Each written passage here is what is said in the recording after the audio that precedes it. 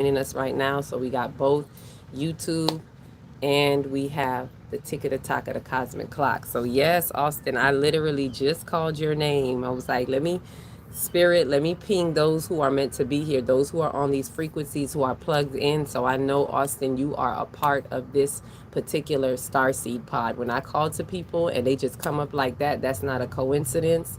I know what I know. So for the 144 ascendants that are aligned with this particular Syrian star seed, Kemetically inclined, it is time. No more play. Greetings and greatness to you in the tube of you. YouTube, welcome in. Happy Galactic New Year to those of you who are here, you who've been aligned with all of the light codes leading up to this, particularly, and especially if you took a day out of time yesterday, because that's what yesterday was. So we're going to talk a little bit about that and a lot of bit about the halls of Amenti, because I'm going to play the song again. That's why I was like, oh, Austin going to come, because we're going to be chilling with those in the halls of Amenti. No food, 3 days, stomach empty. That is what the hall, we're going to talk about it. We're going to talk about it. Some time for the other chosen ones to find us. So tap it up for those who are here. Tap up the hearts, tap up the hearts. I want to ask some of you while we are here, how many of you are aware of I am? Welcome in. I am that I am. How many of you are aware of the halls of Amenti? If you're aware of halls of Amenti, drop a 8 in the chat, or a 888, because it's the 88. It's about the 88 Lions Gateway, right? The 88 Lions Gate happens to be the halls of Amenti. Originally, it is the halls of Amenti. Some of you may have been hearing this word thrown out here or there. That means you've been coming online to this. You're coming online and returning to the true origins of time. So if you've heard of a halls of Amenti, drop a 8. For those of you who have heard of the Galactic New Year, drop a 1, because it's a new year and 1 is new beginnings. This is a Galactic New Year aligned with the cosmos and the stars and the galactic center, determined and according to our ancient ones, the Mayan calendar. Oh, I need my glasses. I left my glasses out there. Hold on one second. I probably fasted the past 150 days out of 300. Oh, Austin, you and me both. Like, I did a detox and it's like I haven't really come out of that detox, and every time I try to come out and have a little something, like a little piece of cake or something, it's like the body is just like, no, we said no. It's like a chore to eat sweets right now. Like, I tried to eat a little something and it was a chore. Is that the same for you? Austin is like, yep, the same, thank you. 888. For some reason, I could see the readings better this time without the glass. Oh, because I'm out in the daylight. When I'm in sunlight, like artificial light is when I really need to wear the glasses. When it's darker and I got artificial light on. But when there's sunlight, it's like I could see with that sunlight. It's like no glasses needed. I don't know what kind of, I thought it was nearsighted, far-sighted, whatever. But no, this is just, I'm sun-sighted. I could see when the sun is out. Yes, Austin, it hurts. It's like you trying to have a little something to eat. You're like, okay, I'm out of the fast. I did a detox before. I was called into a detox and I called some people in. Some of you were there. Some people came in. This was before the summer solstice. So there's the summer solstice light codes that we were preparing for. It's like Spirit was already telling me this summer solstice hits different. Everything right now this year, all of these galactic alignments, all of these celestial alignments, they hit different, y'all. This year they hit different, right? I don't buy many sweets either outside of juice or nectar. Yeah, it's like, unless it's like a fruit or something, chief, it's not in alignment right now, because the body is naturally doing, those who are on the ascension timeline right now, our body, our mind body complex is acclimating, it is calibrating to these frequencies, and there's certain foods that interrupt the light codes, right? We need actually direct sun, like it's being on me right now. We need to actually get direct sun to get the light codes, and therefore when we're eating foods, we need to be eating first trophic light foods, which are greens and anything out of the land, fruits and vegetables, especially and particularly alkaline foods, alkaline water. Coconut water is high in alkaline, and it's also very good for the crown chakra, which, by the way, is a root chakra day. So happy root chakra, happy root chakra day, as we are, if we just entered into the full moon transmutation window. That's 7 days. For those of you who signed up, we starting tonight. We're starting tonight. As I said, I wasn't really going to do it. It's outside of my regular schedule. I do a quarterly full moon chakra workshop, divine chakra moon workshop. I do that quarterly. This is a tool to help those tap into their light codes, to help you actually unlock your soul code, which is things that are buried in our subconscious. So I've been guided to utilize the full moon in order to help us extract that, because as we talked about yesterday, you don't have to go too hard. You don't have to try too hard when the full moon comes up.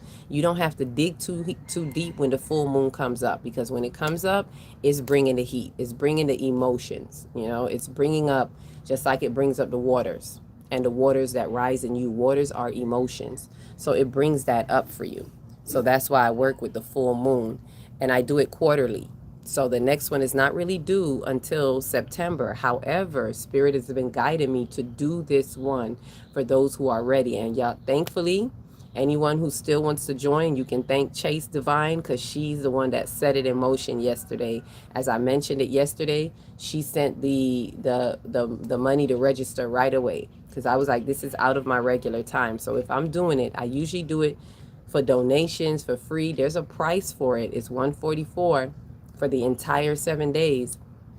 But I usually, give it discounted and everything. And Spirit was saying, nope, not this time. The $144 who it's meant for, they're going to pay the $144. That's how they're going to say, they're going to tithe into their spiritual work. They're going to invest into their spiritual work and give back into the energy that you have been spending all this time. Because I've been doing this since 2021. I've been doing the 5D pioneering since 2022. So I've been really putting in the work. And as Austin said, it's worth about $5,000. Thank you so much, Austin. But I'm not one of them people. So if you can invest in spending some time for you, then I can spend some time with you, pouring in the codes, the information, the light codes, everything that I get. This is not easy. For some people it is, maybe it could be easy, but when you're balancing a lot, you're doing your own soul work and providing, because I'm a student right with y'all. I'm going with the flow. I'm taking faith steps. I get outside and I ground and I do all of this, sitting with the earth, clearing the densities out of my soul and preparing that for others. So I'm from the slums, LOL. I love my snacks, right? Snacks, as a matter of fact. Ashe, let me see what else we got. Who else is in here? Follow me. Malcolm. Will do. I'll go ahead and check you out, Malcolm. I'm going to go ahead and check out. Malcolm, are you a part of the 144? Like, just, where you at? Because I'm not going to lie to y'all. I don't follow everybody. I barely get on to do some videos and send them. So I'm not really, like, on here like that. And following a lot. And if I do follow, it's because it's in alignment with what I'm doing. If I see something that is like, that's spirit, if it jumps out as spirit to me, then I'm like, okay. I don't just jump onto anything, because you co-signing your energy to that. So I'm very mindful of that. Hi, welcome, peace, love, and light. Just joined. Thank you for joining. Thank you for following. Welcome. Happy Galactic New Year.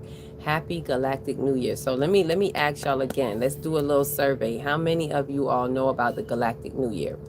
If you're aware of the Galactic New Year, drop a 1 in the chat. A 1 in the chat for all those who know about the Galactic New Year, also known as the Mayan New Year.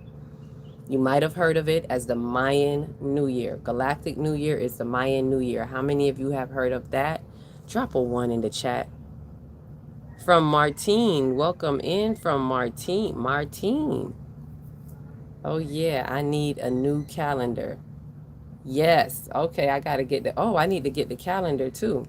I left that inside. Calendar.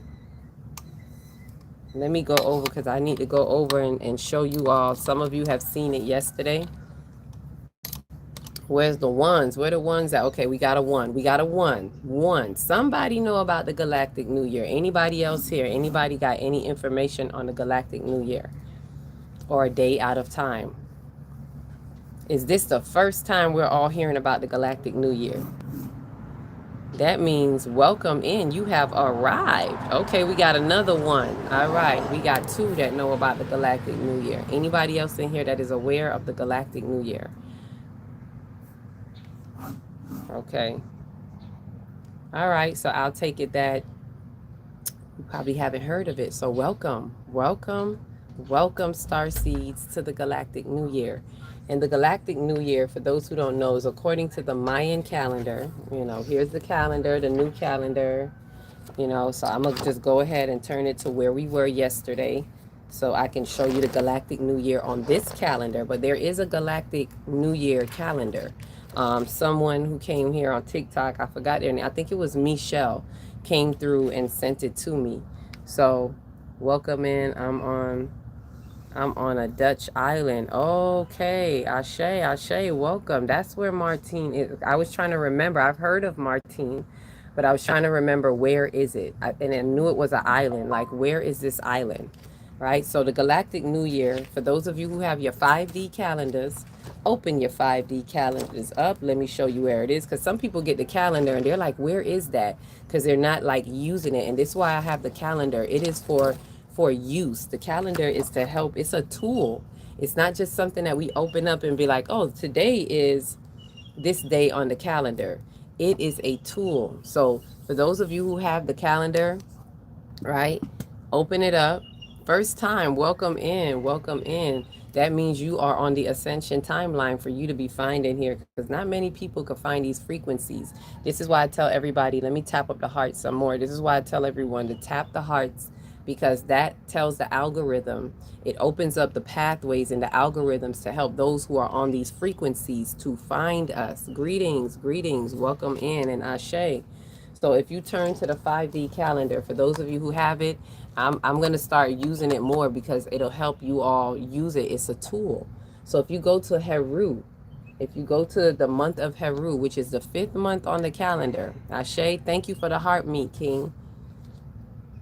This is, Heru is the 5th month on the calendar, because with the 5D calendar, we're aligning with the true timeline according to the cosmos and time and the stars. So the first month is actually Aries. Ask any astrologist. They will call it the astrology.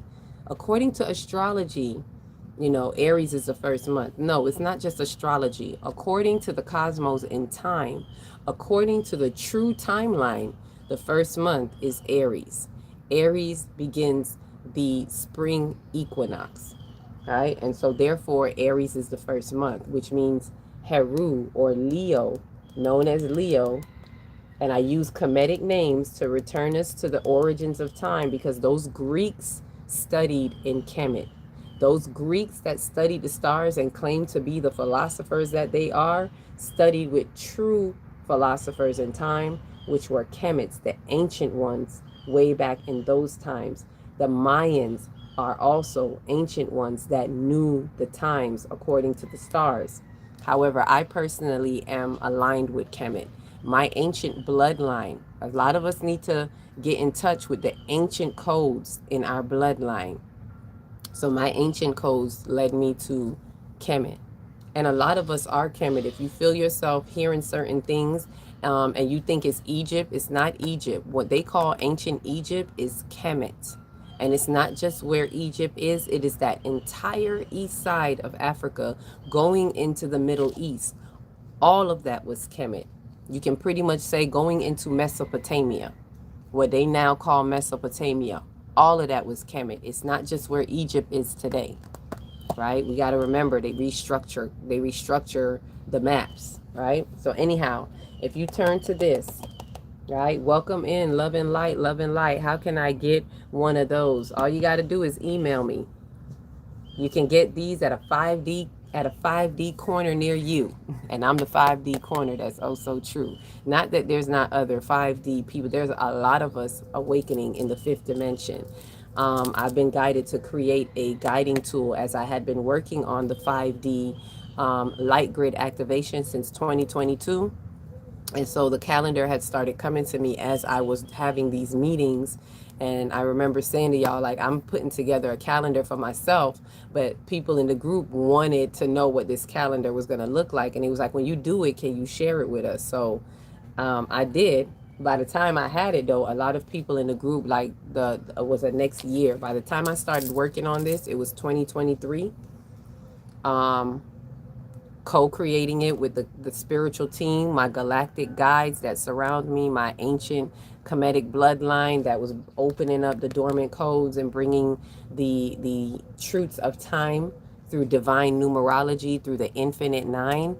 All of that was coming through in the universal year of 7, which was 2023. So that's when I officially started working on this and had the first one ready for 2024. So with that said, this is why we have this here now. So it's available anywhere where I am. I haven't gotten big enough to put it in other places. Believe me, I would. Right now, it's a very small unit. Only a very, very few um, are in aligned and get it. And I take it when I go to spiritual places and I share it with those who are, ready for this information, and which a lot of people are ready right now. You're ready. If you're here, you're ready. You're ready to get on the true timeline. And in order to get on the true timeline, we have to unwind out of the old timeline. We have to unwind out of the old timeline.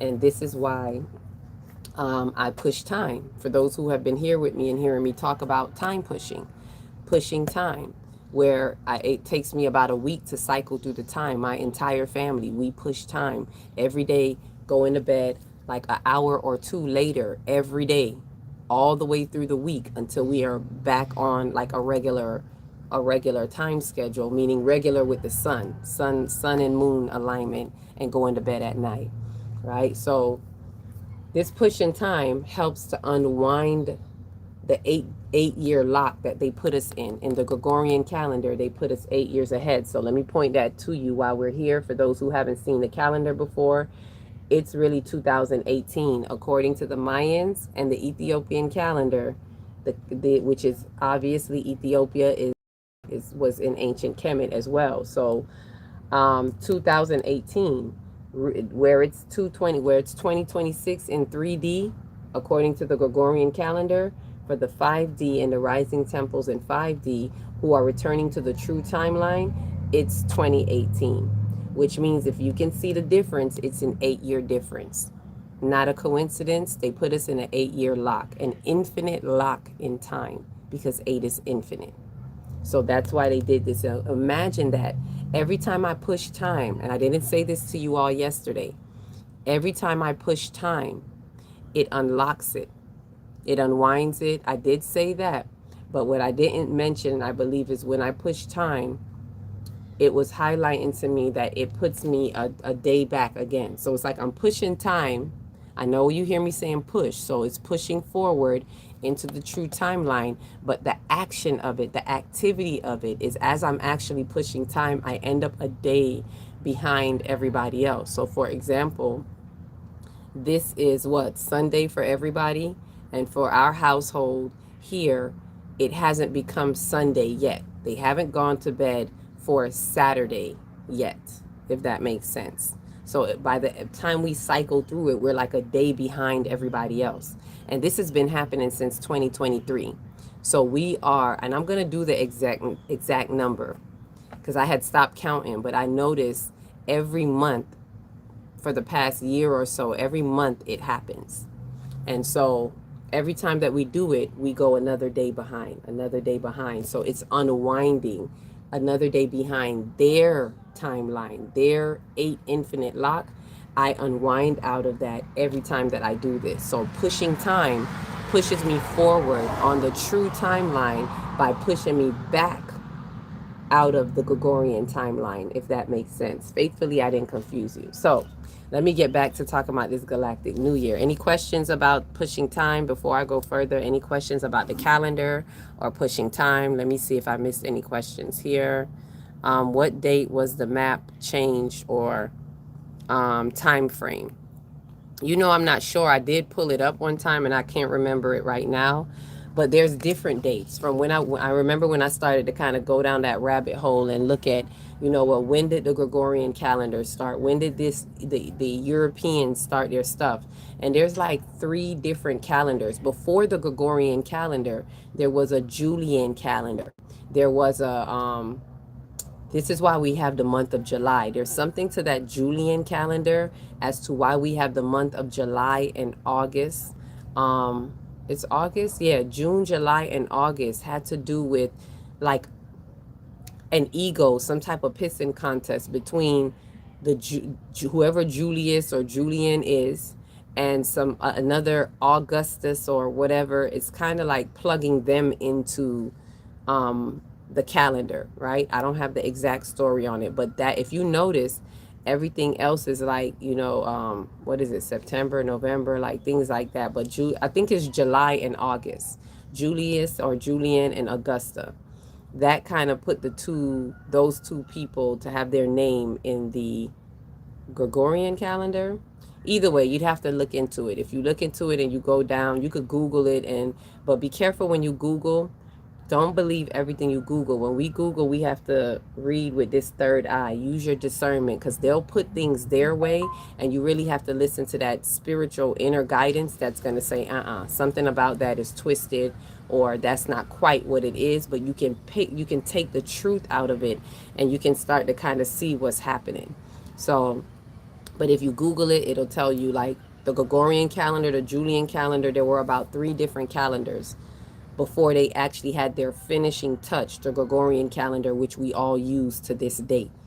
Everybody in the world right now, the collective consciousness uses the Gregorian calendar. But here's the thing, you can never hide the truth. There's like this GPS system built in to the date system. So you can't hide the truth. They tell on themselves. When you do divine numerology, you will find the truth. And that's how I started to find it, through the Infinite Nine. And by understanding the principles of the Infinite Nine, and there's a pattern of the Infinite Nine woven into the regular Gregorian calendar. I can't make this up, right? And for those of you who want to research it for yourself, you'll find it. You will see it. If you dates, any of you that are into numerology, if you count the date, the entire date, meaning the number, the month, the day, the year, every single number in the date, that's what I call the date code. When you count it up, you're going to get a number, right? And whatever that number is reduced, it always has to be reduced. So if the number is 23, that means the date code is really 5, right? So whatever that number is, it always goes 1 through 9. I can't make this up. If you follow that pattern, you could do it when you get off. You could do it right now, today, however you want to do it. Do 1 month. I invite you to just do 1 month and count up every day. Every day. And you're going to get a date code, and you're going to see a pattern that goes 1 through 9. 1 through 9, 1 through 9. And what it's really highlighting is there's really, the weeks are really 9 days, right? When, according to the cosmos, and it puts you on a true timeline, right? So see, I'm giving y'all, I don't hoard no information. I'm giving it to you exactly as it was given to me. And then that's how the calendar started to come about. Let me see. Did I miss any other questions? Let me double check if there are any other. Can you elaborate on the map change time frame? Okay, I think I just did. Maybe let me know if I just answered that, because maybe this question came up after it. Maybe I saw this part of the question. So Leron, let me know if I answered that, because that's what I was just talking about, the map change in the 3 days. Augustus and Julius. Yes. Okay. Thank you for that. See, I know somebody in here know. I know some of you know. You're woke like me. Yep. Been up. I've been up. I've been up since I was a child, but the alarm really got me up and moving. You know how you wake up, but you don't really get out of bed yet? I've been up since I was a child. And now once 2020 happened and all of that, that was my alarm. I got up out that damn bed. It was like, why have I been laying here? Well, because the rest of the world was behind. I've been waiting for the world to catch up. When 2020 happened, I was like, finally, like all these spiritual people, the spiritual community just woke the hell up. And now it's like you're not so alone, like you ain't so crazy. And all my life I had to fight. All my life I was the sensitive one. You take things to this, to that. And I'm like, you not serious enough. You not sensitive enough. Least we forget why the hell we came here. Like, I'm looking at a lot of forgotten souls. And I get it, because we come through this portal. When we come into this realm, we go through the veil of amnesia. That's part of the mission. You can't come here knowing everything, or you're not going to have the true experience. It's a soul unfolding journey. It's to be a part of the remembering. So to be a part of the remembering, the opportunity and the challenge is going to be forgetfulness. We go through the veil of forgetfulness. We go through the veil of amnesia, and then we become a part of the remembering that activates us and raises us to the ascension that we are here to do and be. So I get it. People are in the sea of forgetfulness, but I was one of the remembered. I was one of the ones, and I know I'm not the only one. I was one of the ones, and I'm talking about as a child, you all. I'm talking about 4 or 5 years old. I knew certain things. I didn't know everything I know now in the way that I do now through spiritual maturation, but I knew. I knew. I knew that this like the world was looking crazy. And I always would look to the stars and be like, take me home. Beam me up, Scotty. I think that's why I like Star Trek. I remember always my favorite part of Star Trek was when they would be like, beam me up, Scotty. Beam me up. And I'd be looking at the stars and looking at the moon and be like, beam me up. Beam me up the hell up out of here. I didn't understand yet that I chose to be here. I didn't know that I signed up for this. So I was sitting here like a fallen cosmic seed wondering, why the hell am I here? Please take me back. I want to go back to the stars. I'm not from here. They not like us. They not like us. Right? So I know I'm not the only one. I know, y'all. I know. So let me see what some of you are saying, because I want to talk to you all about the Galactic New Year. More of you are here, so we're going to talk more about that. And as I said, today is about the Halls of Amenti.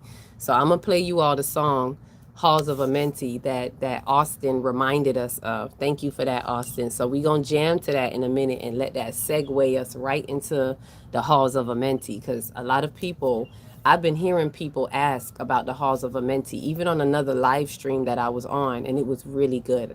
I'll tell y'all about that later, because he was talking about the false matrix, and we're going to do a live. That's one of my next lives coming up. We're going to talk about the difference between the false prophecies, the false light ones, and the true ones, because we really need to discern the difference. So we'll talk about that.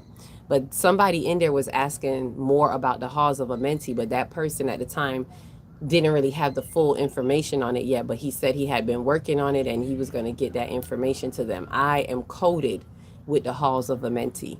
So, and I literally am preparing for the Halls of Amenti. For the past 2 years, I've been working in the Halls of Amenti, right? Intuitively being guided in 2024, but in 2025 and 2026, it's intentional. I intentionally align with the Halls of Amenti and help to lead those through the Halls of Amenti, just like Jehudi did and Jehudi meant to. So I'm going to break that down where you understand what the Halls of Amenti is, right? Ashe? So let me see what some of you were saying there. Those of you who are in alignment, don't you go nowhere. You're going to want to hear this. Don't you go nowhere. We going to church today. This day Sunday, right? This day Sunday, right? We going in today. The 144 ascendants, it's time to light up on the light grid. And like I said, we're having a 2626 portal Galactic New Year activation transmission today, this evening. So if those who align, I'm telling you, this is not a spiritual club. I'm meant to make the call to those of you who have been feeling the pull, feeling like, where do I go? Where do I start? If you have been aligned here, it's for a reason. It starts right here. If you haven't already started, if you have, it continues right here. So this is the next step and the next level. if you are so aligned. If you're aligned somewhere else, that's fine. But what I can say is please find your soul tribe and align. If you're in a soul tribe that's not really doing anything, particularly right now, you may want to align with what's happening right now. You may want to align with me while I'm having this activation right now. So if there's somewhere else, please align with them. If not, if you're somewhere and they're not having nothing, you may want to align with these light codes integration, the activation, transmission, and get the codes and get the information for what the next steps are on the light grid. If you are meant to be one of the lighthouses and building the light colonies, because this is what's happening, it's time for the building. We've been doing the groundwork since 2022. We've been breaking for the past couple years. Now it's time to build from the foundation surface level. We have surfaced the fifth dimension is surfaced. Everybody's seeing it now. It's in manifested visibility. It's leveled, it's ground, it's foundational building time. That's why we see the 4-4. That's not a coincidence, y'all. That cosmic basket that y'all been hearing about, 4 planets at 4 degrees, and it happened twice on July 4th and recently on July 18th through the 21st. 4 days. Ending on the 4th 4 portal. The 4th 4-4 portal. Like, I can't make all of this up. These 4s are saying foundational balance that it's time for foundational building. So if any of these codes resonate with you, it is time. Find the coordinates, find the alignment, email me, message me. If you want the calendar, if you're lining up with this, if you're signing up for the workshop that starts today, the true ones are ready. Ain't nothing to think about. The true ones are like, let's go. I'm ready. Just like yesterday, Chase signed up right away. Was like, I dropped it in the email right away. Went to Zelle right away and was like, let's go. And she opened the door for anyone else. So if this is for you and it resonates with you, if you've never been in the workshop, you may want to join this. For any of you who have been in my workshops, if you don't have it right now, because I'm following the orders, it has to be the 144 gets you through the door, because this is tying you to your 144 ascendant alignment, right? So it's saying it's mandatory.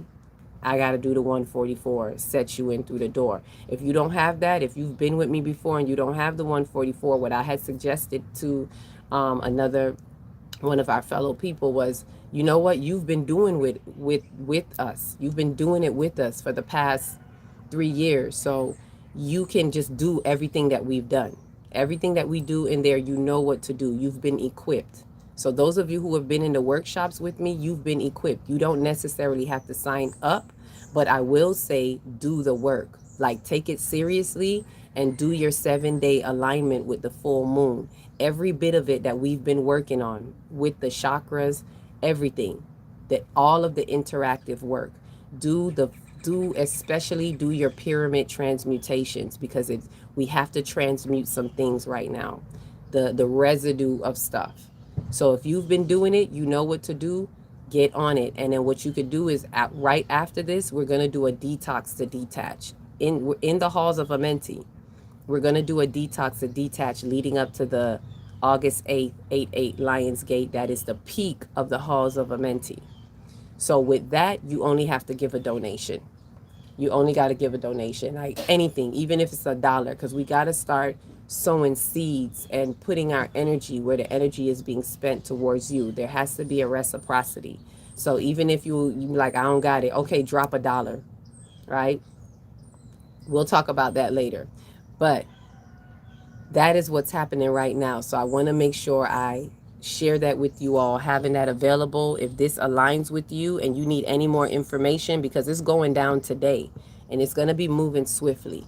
So if you need to get my attention right away, the best way is going to be emails, because I'm going to be going to the emails to send out the Zoom link and things like that. So I'll be paying more attention to the emails.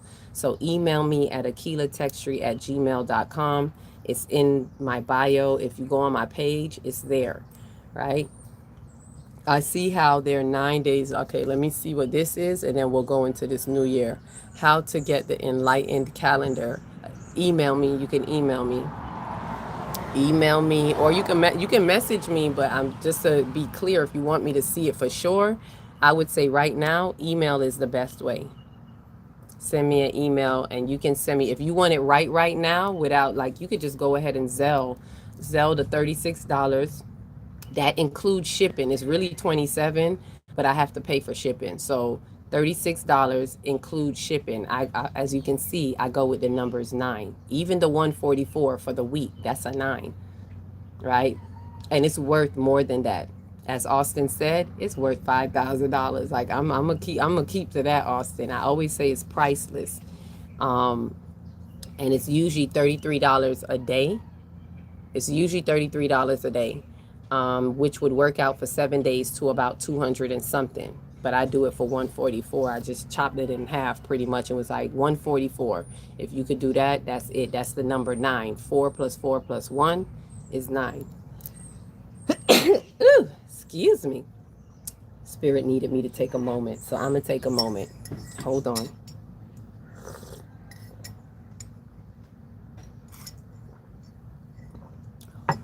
Let me sip tea, because I have a way where the information is just coming and it's like, and I know it's a lot to give out. So it's 144 for that. That's the 9.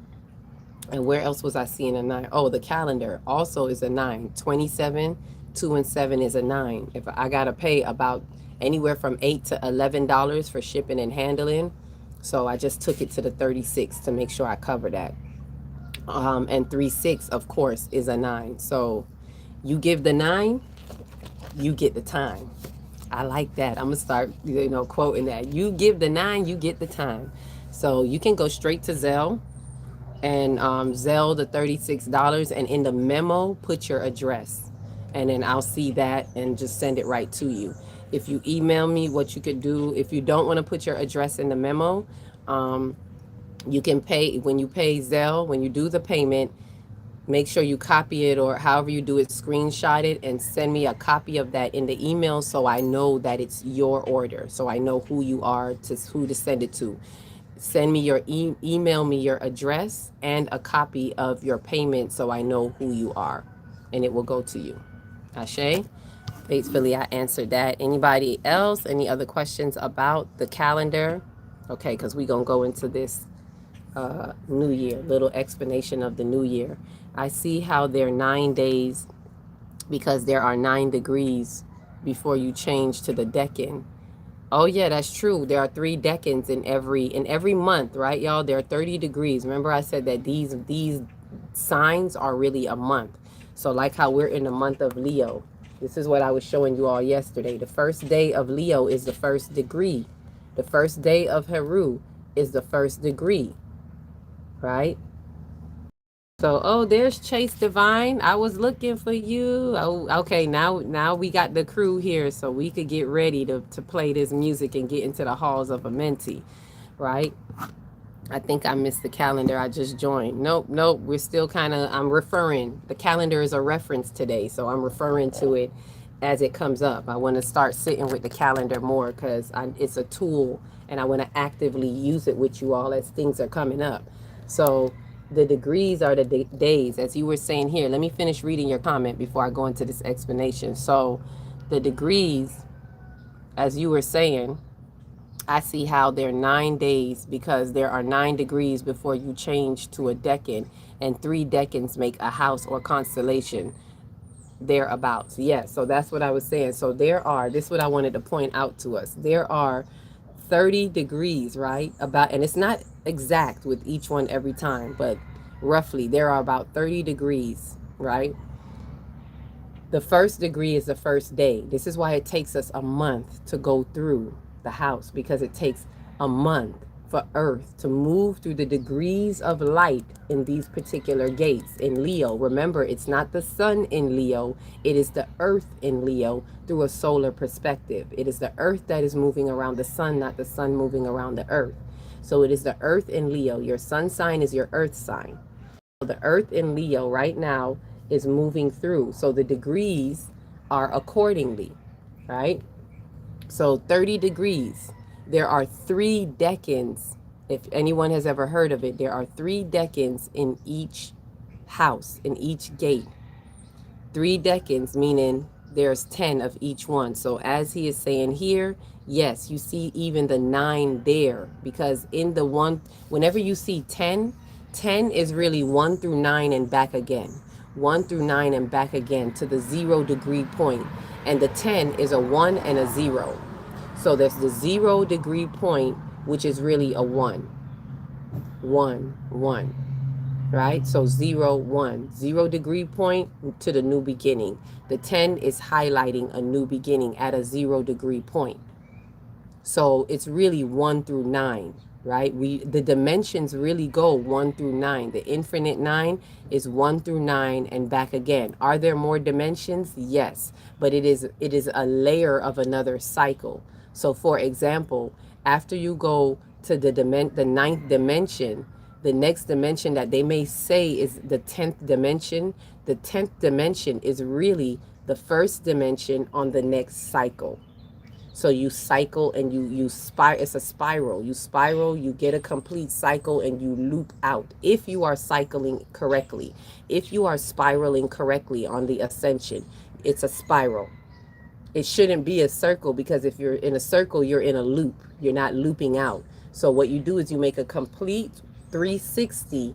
And if you have learned what you needed to learn, did what you needed to do, ascend, you should loop out and cycle up on the next cycle, 1 through 9. So 360 is representing that, right? 3, 6, a 9. So that 9, you make a complete circle, 9, and then you loop out and you go again. So that next, that 10th dimension is really the first dimension on the next cycle, and so on, right? But it's really 1 through 9. So anything to do with the cosmos and time is 1 through 9. Just kind of understand that. And I have another calendar that's going to be coming out. It's probably going to come out next year. You'll probably see 2 calendars. This one will be the 7-day one, and the other one is going to be the 9-day one, because they are guiding me that it's time to put this 9-day one out. I first saw the 9 days, but I wasn't ready to put it out, because it takes more of, and I knew that people weren't ready for that yet, but it's showing me a lot more people are ready for the 9-day week, and the calendar that is the infinite 9. So that's going to be the infinite 9 calendar, right? And I'm even nervous for that. I'm like, oh Lord, here we go. I got to put together something else, because it has to make sense. It has to still keep us aligned, just like this does here with you all. Just like I show you here, you can use this calendar and still be able to bridge with everyday life, because it's here. We'll be in 2018, but you'll know where we are in 3D, right? We'll be in the month of Heru, which you know that they call Leo, and you know that these are the dates of Leo. So everything on this page is within these 2 dates. So between July and August, if you're looking for that in the regular 3D world, it guides you right here. It's going to tell you that anything between this time is going to be in the month of Leo, which is called Heru. And it's all there for you. So the calendar has to make sense to us in that way, or else we're not going to use it. We're just going to get a calendar just to say, I got a galactic New Year calendar. I got a 5D calendar, and then we're going to put it down. It has to be usable. That's how they've been giving it to me. I can't just put dates on here. It got to be usable. So the infinite 9 calendar has to be usable. So it's going to look pretty much similar to this. You should be able to still look and see where dates are and what the true date is with a 9-week calendar. That's going to be a little tedious, because it's shifting us from 7 days into 9 days. Ashe? So let me see if I have anything else here. Yes, gates, houses, villages, days, months, years, cycles, seasons, ages. The more things change, the more they remain the same. All in the 9. Ashe, ashe to that. Thank you for that, Clay. Ashe, ashe. They all remain the same, whether you call them gates, houses, villages, the days and the months. Like, the days are degrees when it comes to the earth. Not all the planets, but when it comes to Earth, the days are degrees. The first degree of Leo is the first day of Leo. And it takes you all the way to the end, which has 31 days, actually. Like I said, it's not going to be exact. right? The longest month is actually Cancer. We just left the month of Cancer that has 32 days. Because of the way it orbits around the sun, it comes out a little further when it's into the summer. As it gets into the winter, it gets less and less. So we have 31 days now, 31, 31, 31, and then the last couple months of the year are going to be 30, 30, 30 to the 29. It's like that, right? You'll see it. For those of you who get the calendar, you see, and you'll be like, oh, okay. Jesus told me, oh, we back with the Jesus peoples. Jesus told me the lake of fire for the Trinidadians and the world will go down with them. So I'm ready to meet my maker face to face and be a global impact. Everyone on earth will see him. Everyone who is awakening right now is already seeing the him that is in me and you.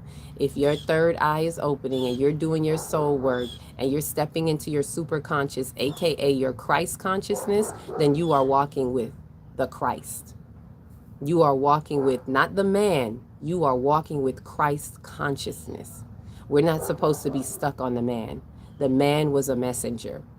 Yeshua became the Christ, and to tell you that you can do what he can do and greater, so you can be the Christ and do more things. Stop waiting on this man to be your everything. He did what he had to do for that particular time and that particular dispensation. The teachings go long until today for those who can truly see the teachings and not stuck on worshiping a man.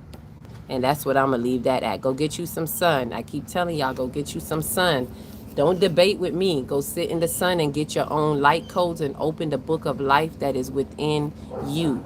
Ashe, that is within you. The earth will melt in fire. Okay, I'm not reading that. Okay, Christ, Christ, Christ. The Jesus people, I think the Jesus bots are out. Oh my gosh, they're out. I like how you broke that down. Ashe, thank you. I like how you could receive it. I like it. That means that we're all here on this timeline. Ashe? Ashe. So I caught up with that. Let me make sure I caught up. Okay. Why are you here? You know what? I'm not even finna ask that. You come because you're a bot. It is what it is. Jesus people bots are in the house. Right? Jesus people bots. Y'all say hi to the Jesus people bots. Because they want you to look at what they got. Love and light. They want you to look at what they got. Say hi to the Jesus people bots, because they want you to be stuck in their timeline and their shadows and their dimension. That timeline is collapsed. Bye-bye. I'm talking to the 144. 144 ascendants, up and up. Let's go. Happy Galactic New Year. Let's move it right along. You will be all right. You will be all right. All right? You go ahead and you see that face. See that face, because you have no retrace trying to distract. Yeah, that's what they doing, and I'm gonna stop. I need to stop right now. Go talk to the sun, and I mean that. So with that said, Galactic New Year. Let's get into that so we could play our Halls of Amenti song and dance up in here. All right, get a little dancing break. Sips tea.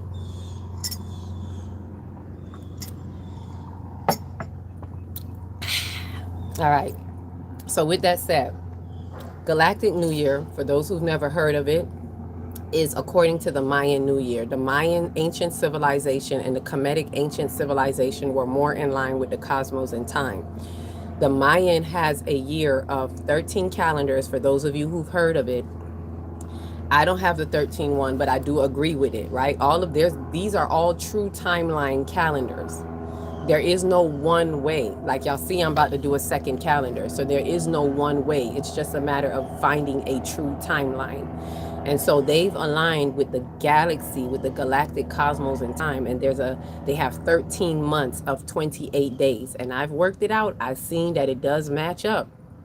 13 months, 28 days. And at the 13th month, on the 28th day, after that is a day out of time. That's what we just had yesterday. And then after the day out of time, which is meant to be a day of reset to rest, to embody. The reset is meant for you to suspend from time. It's like having a suspension from time, meaning especially particularly in modern days, those of us that are aligned to clocks and calendars and like doing things very clockwise, a day out of time is about suspending from time and doing nothing that has you bound and aligned to mankind's design in time. It is meant for you to get your little, let me not say little, get your big avatar tails and plug it into the earth. Do some serious grounding and connect to the divine nature called the Medu Neter, the divine nature in time, right? So from the celestials to the earth, from all of the cosmic injections that have been in the earth, because there are codes in the earth. We don't just have to look up to the stars. There are codes in the earth. So it's time to connect in the earth and get those dormant codes, extract them up like the roots in the ground. Again, I'm reminding y'all, today's a root chakra day in the full moon transmutation. Get those roots in the ground. Tap into your earth chakra, which is beneath you. Your earth chakra is in the earth. It's your umbilical cord that keeps you connected to the earth wherever you go. It is your earth portal that holds the keys and the answers to every single earth existence that you've had in this time, in this realm. All of your past lives, your bloodline information, because it's deep root work. So your deep ancestry, ancient codes are deep in the earth. Your earth portal holds those codes, right? And that's how you have 9 chakras, the 7 within you and the earth and the soul star that is above you, right? Ashe. Let me see if there's any questions there. Heru is on the horizon. We are on Super Heru, Asar, and Aset. Yes. And next month, the month of Virgo is the month of Aset. So that's coming up next. So yes, and us, you're comedically inclined. You should be aligned with us as well. I can't tell nobody what to do, but I already see that right there. You're ready. Let's go. Those of you who are really ready, I'm doing an activation transmission tonight for the new year, for the 2626 portal, right? And also those who have signed up for the workshop. If you've never been in a workshop, this has opened up for you. Thank you to Chase. Y'all throw some hearts in the chat for Chase, because she opened it up. As soon as I said it, she took a walk of faith and she stepped in and she went and registered right away, dropped her 144 in right away. So she opened that door for everyone to have this. So for those of you who have not been in a workshop, sign up. If you have, you know what to do, right? So what was I saying now with the new year? Let me keep it on point with the new year. So that time, it's meant for us to like unplug the day out of time, to come out of alignment with the false matrix, with anything to do with time that binds you mechanically by measurements, and just suspend from time and take that time to embody anything that has happened in your experience for the past year. This is a true New Year's Eve moment. What you are supposed to truly do on the eve of a new year is kind of retrospect and survey what has been happening for you, so you can know what to release, have the opportunity by plugging out of time to now sit with yourself and release certain densities that have come up for you, and also to embody true light codes that you may have just received after the Sirius Gateway. This galactic new year is completely in alignment with the stars, because it is after the Sirius Gateway and it is before the halls of Amenti, also known as the Lion, the 8-8 Lion's Gate, which we are approaching. So there are light codes to integrate. And so this day out of time kind of gives you a moment to pause, sip to the cause, and pause and breathe in. It's a moment, it's like that breath in between. It's a moment to breathe in the Sa, Sakem, Sahu. And that is, the Sa is the breath of life. Sa, S-A, is the spirit. This is Kemetic, right? One of the Kemetic phrases that I use a lot is Sa, Sakem, Sahu. And Sa is that breath of life. So this is being able to take the Ra, the light codes of Ra, and bring it through the Ka, the soul, the praise of the spirit, the Ka, and breathe it in, Sa, and allow the spirit to flow through you. The Sakem is that animated life force energy that moves through you, like your chakras, which is really called the Sakemras. Sakemras in Kemet, because it's life force energy that is moving through you via the sun. That's why it's called Ra. Shak Ra. Chakras come from Kemet because they're utilizing the word Ra. Shak is their Hindu word for the life force energy, so to speak, or the wheels. They will say it means the wheels, those energy wheels. Shak. Ra, meaning it's fueled by the light. Sakem is the life force energy, again, the wheels of and that animate us. Ra, fueled by the sun. I can't make this up, right? So why I'm saying all of this, because for all of us to really get why we are in a day out of time, to reset, to have a Sakem, Sahu. Oh, that's right. I left out the Sahu. Sahu is the spiritual awareness. So that is the rising, the Hu, as I usually say, the Hu is the heavens up. That's what, whenever I hear Hu in Kemet, it signals to me heavens up, right? Not, it doesn't literally mean that, but that's what it signals to me because of the interpretation of what I understand heavens being the celestials. Hu. So Sa is that spirit that has moved through your energy centers and now has risen. It is bringing you to your spirit's awareness. So that Sa is what's coming through. So on the day out of time, we're connecting with our Sahu. Ashe. And then let me see if I missed anything else. Thank you. Yes, that's it. We will bathe in the sacred waters of none. Ashe. Oh, you're another one. Comedically in kind. Let's go. Serious star seeds. Let's go. You're in this starseed ship. Let's go. Do not delay. I could tell some of y'all, you already there. Let's go. Tonight's activation, soul work to be done, more releasing to be done, this full moon work. And this is a thing. A lot of people are working on themselves, and that's good and that's true. A lot of people are working on themselves.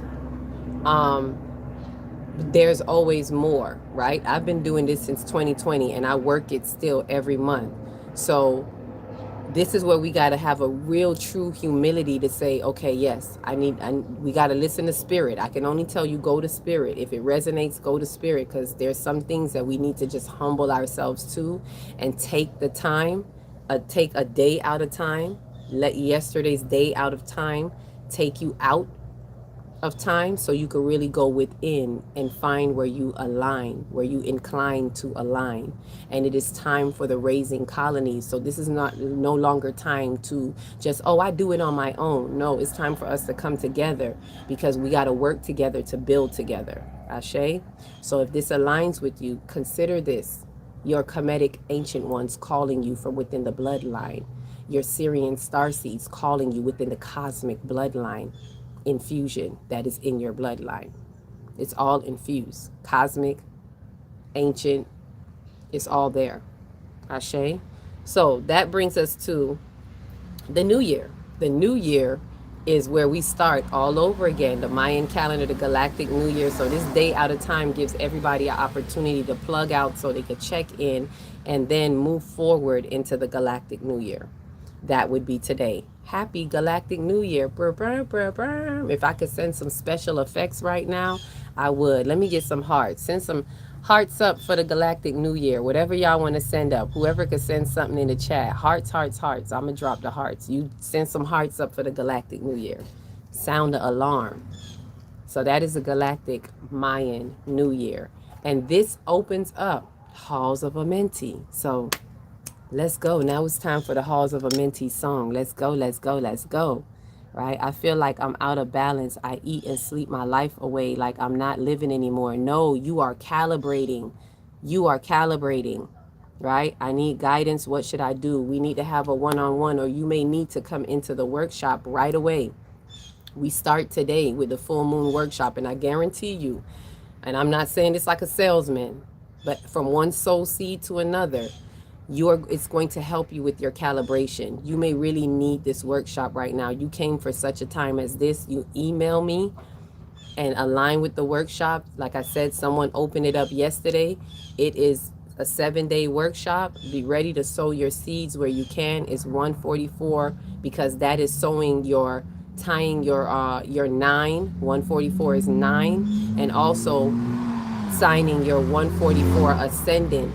Like I'm investing in this. I'm putting this up. I'm putting my energy where the energy is spent for me. So the 144 gets you through the door. If you don't have it, I will be here sharing certain codes. It won't be as in depth in there, but you can do a one-on-one. If you don't have the 144, I would suggest still coming to the activation tonight.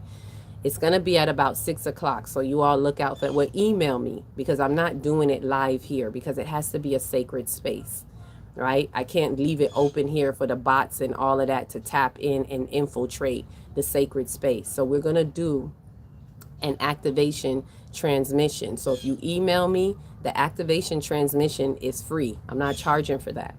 The workshop, because it takes time for me to do that workshop. I'm not set to do the next one till September. The workshop is going to be, it's me saying I'm saying yes. If you say yes, I say yes. And your 144 signs you on to say yes. So I'm going to be able to be available for that. And it's this 7 days with this full moon, and it starts tonight after the activation. So the activation will be at about 6 o'clock or 7. I'll send you, for those who are, email me, AKA, if somebody could put it in, I'm going to spell it right now. If somebody could put it in the chat so that others could kind of catch it. AKI LAHTEXTRI @gmail.com. I'm going to say it again. AKILAHTEXTRI @gmail.com. If someone can put that in the chat so that someone else could, write it down. If you still miss that, you can go to my page. It's on my page, right? So email me. Yes, she said 145 is in my forehead. Yep, then it's for you. I'm speaking to the true 144 ascendants, because not everybody is going to shift through this sift. We are in a major sift in time. This is not like 2024's own. This galactic new year, this 8/8 Lionsgate, this Halls of Amenti hits different, y'all, because we're in a 9-month gestation window. The gestation of the birth of the true timeline of the 5D new earth. This is next level ascension for the 5th dimension. And not everybody is going to make it through, right? And I'm not just saying to you, well, you got to take my course just to make, no, because you could take the course, and if you don't truly do the work, if you're not already excavating the soul and doing your shadow work and doing what it takes to remove the densities, then you still need to be sifted through some. It's the energies. There has to be an alignment energetically, right? And so what I have provides more help and having you to have some clarity into seeing what to clear, because that's what I pretty much target. It's like troubleshooting. We have no time to wait. Let's go in, let's scan the chakras, let's scan our energy centers, let's see what's showing up in our life, world, and affairs, and let's get to it. That's what it's there to help you get closer to it, right? So as I said, if you get into the workshop, you are ascending. You're going to feel this, right? The guidance is definitely there. So if you can't get into the workshop with the 144, you can always email me and you can do a one-on-one, right? I'll set up a one-on-one, and also we're doing a detox to detach outside of this, right? So the detox to detach is going to be after this workshop, which is after the 1st. And that one is going to be just donation based. Whatever you have, whatever it is, you give, we go, right? 144 is in my head. 144 is in my head. I'm not a bot. I know that's right. Oh, okay. I'd be look, I don't know where it lands, because there's one thing with all the Jesus stuff, and then there's something else. So I don't know where it lands with you. Like, if you're not Ashe and touche, but the Jesus stuff, I have to address it in truth, right? And I don't want people to be confused and misconstrued. Like, no, it's Christ consciousness. It's awakening that Christ consciousness within you.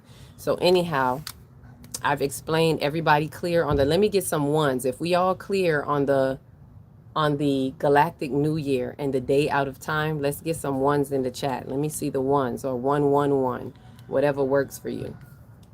111 or whatever works for you. Drop some ones in the chat. Let's see if we're all clear with the galactic new year. Ashe, the Medun Netter. Yep. As above, so below. I'm ready.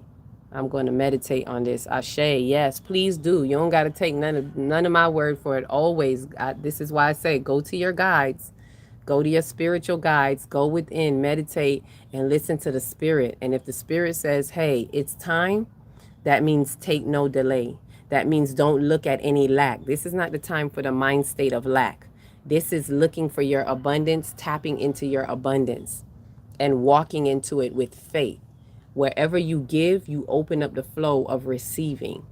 This is opening those channels. And I know finance is hitting real hard, especially because we just had Leo squared with Chiron and Taurus. Ooh, some of the finances and relationships just had a serious challenge on the 22nd and the 23rd.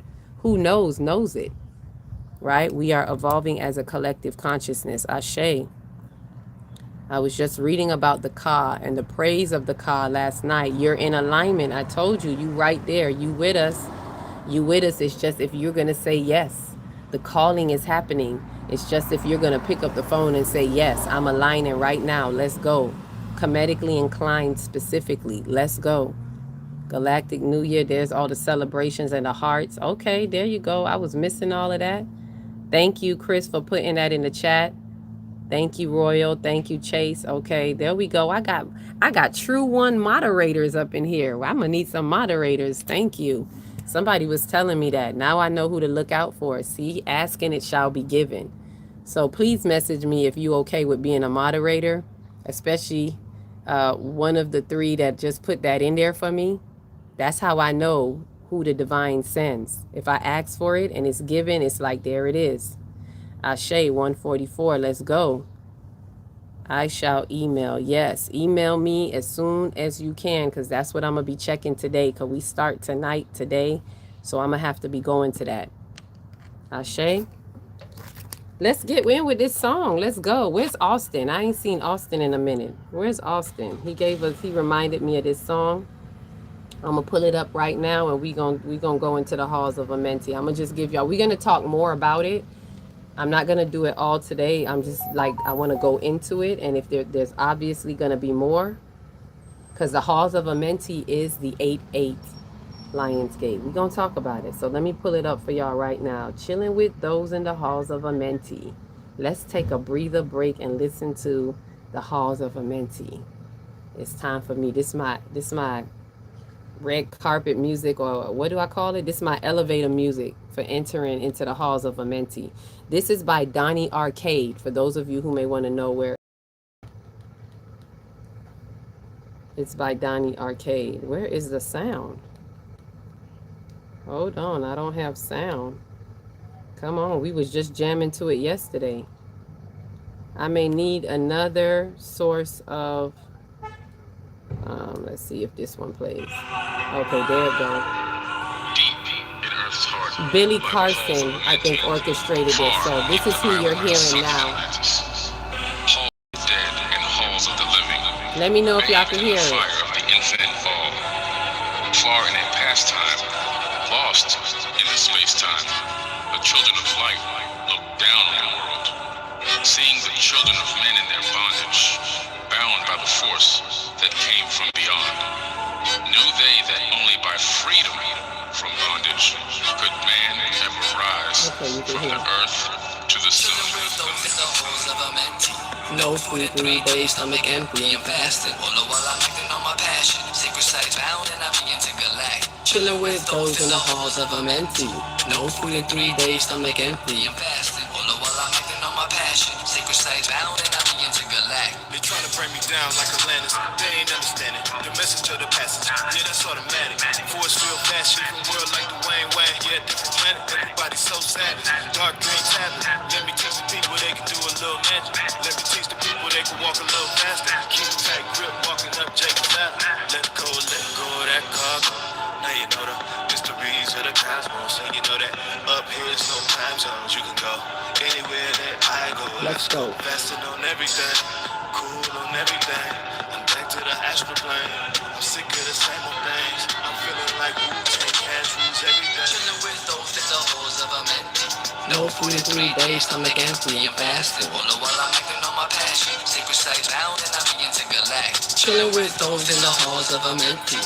No food in 3 days, stomach empty and fasting. All the while I'm acting on my passion. Sacred sight bound and I begin to galactic. I'm one with my mind, body, and soul. Feel the love that I am taking over control. Got my soul integrating as my mind got divided. I feel my continent with light, then I begin triple sided. My glands started expanding, started commanding. My thoughts and emotions, my body was standing in complete darkness. I was cold and heartless.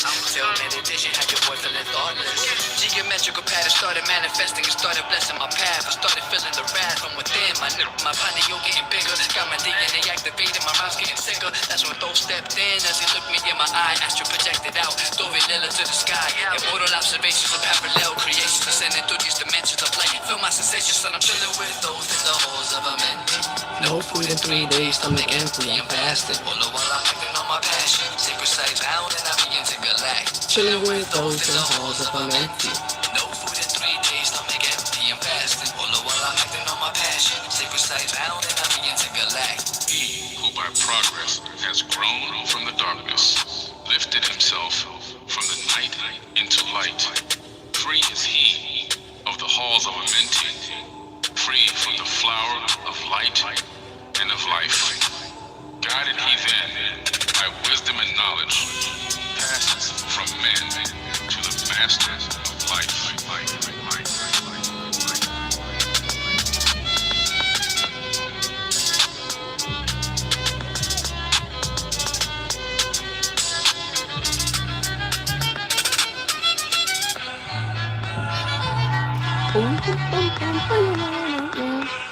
Yes, y'all. I love the violin part. I gotta let it play out. And I just realized he's saying thought. I always said chilling with those in the halls of a mentee. But he's saying chilling with thought. Chilling with thought in the halls of a mentee, which is really Jehudi. I look at stuff like that, y'all. I got to.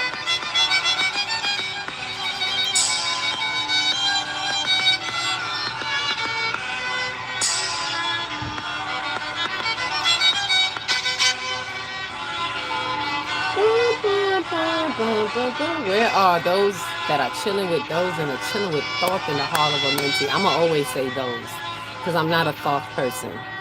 I'm Jehudi, right? If you look at the book, let me show y'all. This is why I say go to the origins of time, right? Where Austin at? I think Austin had to step out because Austin would have been up in here with us still. But thank you, Austin, if you still here. Jehudi. This is Gemini. Gemini is really Jehudi. Why? Because Jehudi is the messenger.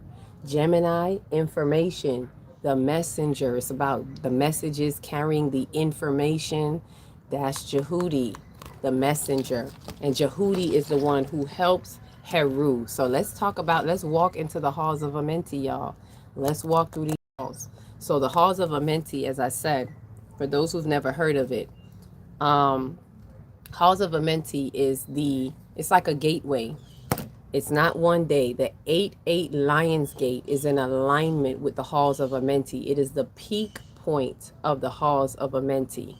So you are preparing before that. You enter the halls, and the legend have it. These legends and these myths, they explain something to us about consciousness, how we move through consciousness, about the evolution in time.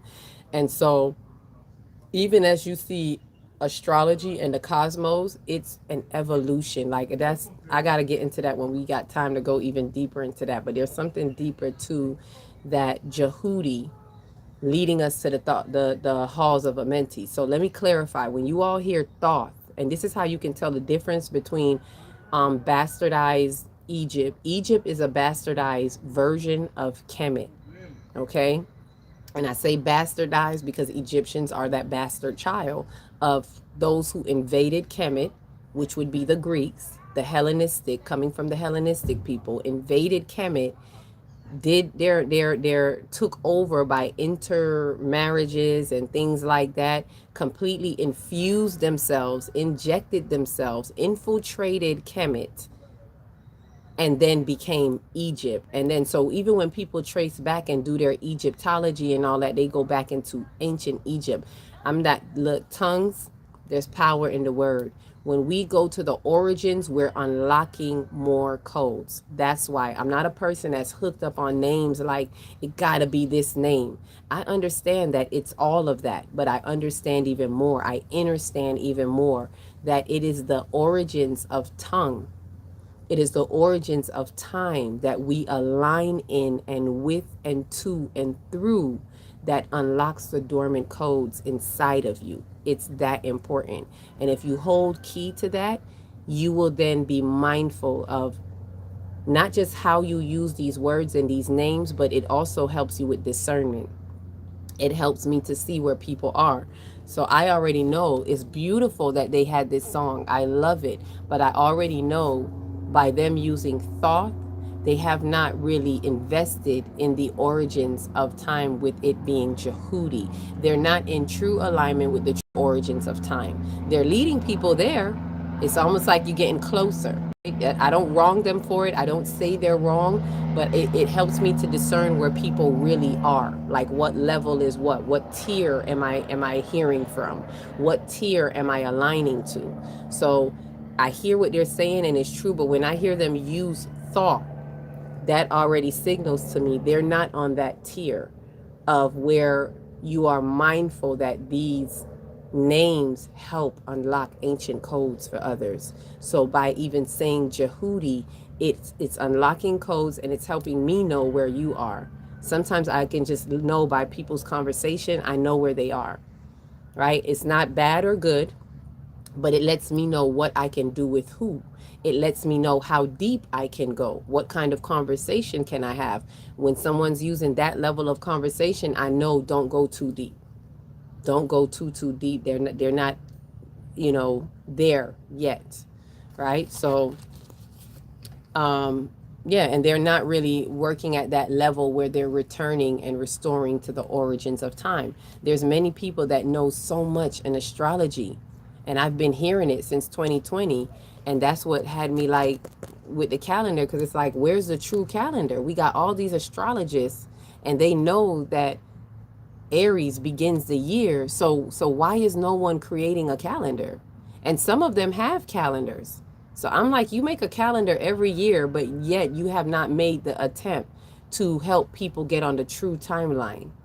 And that's how I know who to listen to. And at some point I stopped listening to them, because it's like, how much times you going to keep putting out your calendar and talking about astrology that helps lead people into the truth of themselves, but yet you're not leading them onto a true timeline, So anyhow, I digress. We get the conversation for another day, right? So the Halls of Amenti is where here's the story. Let's just get to the story of that. Jehudi helps Heru. For those who know about that battle of Heru with Set, this is how Jehudi helps Heru, because Jehudi, as the messenger, brings the messages that builds Heru, for Heru to be strong enough to defeat Set. And in order to defeat Set, right? And I want us to take this as an inner standing in ourselves, right? This is an inner consciousness, just like Heru, Asar, and Aset is really your consciousness. That's really your superconscious, subconscious, and conscious phase of mind in you. But the story is told to you as if it's outside of you. We got to take it within. Same thing with this story. So in order to understand that, I would then have to explain that Set is also your consciousness, right? Asar is your conscious phase of mind. When I say consciousness, I'm talking about your conscious phase of mind, the will to do. The subconscious phase of mind is the ego. Sorry, not the ego. That's the conscious. It is the intuition, the feminine. The superconscious, which is Aset. Let's put it that way. So Asar is that. The ego, the will to do, that is your Aset. Your subconscious, okay, spirit, slow down. That is your Asar. Ego, Asar, right? The wise ego, though, okay? The ego has a twofold. There's your wise ego and there's your misappropriated ego, which happens to be Set. And I'm going to explain that so we can understand what the purpose of the halls of Amenti is in helping with that, with Heru dethroning Set. So our Set is your subconscious mind. Subconscious is the feelings, the memories. She represents the memory gene, the memory code. Therefore, that is why she is able to find the dismembered pieces of Asar, because she remembers him onto himself. She remembers him by finding the pieces. The story is telling you how to find your wise ego, how to put your wise ego back together, how to integrate your higher self, your soul back together by remembering. She is the practice of the remembering. Ashe? So the Aset in you is your subconscious mind that when you tap into it, you are activating the remembering, you are activating the memory codes, you are remembering Asar.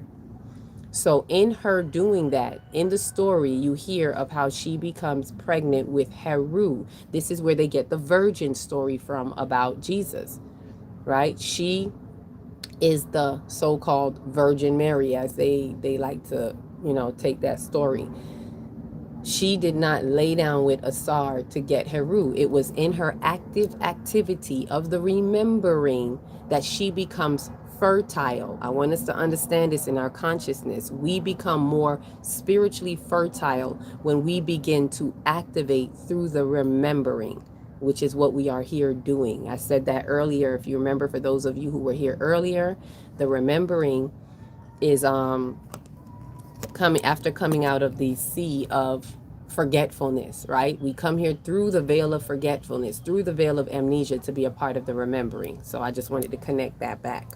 So it is with that in the remembering, we become impregnated with Heru.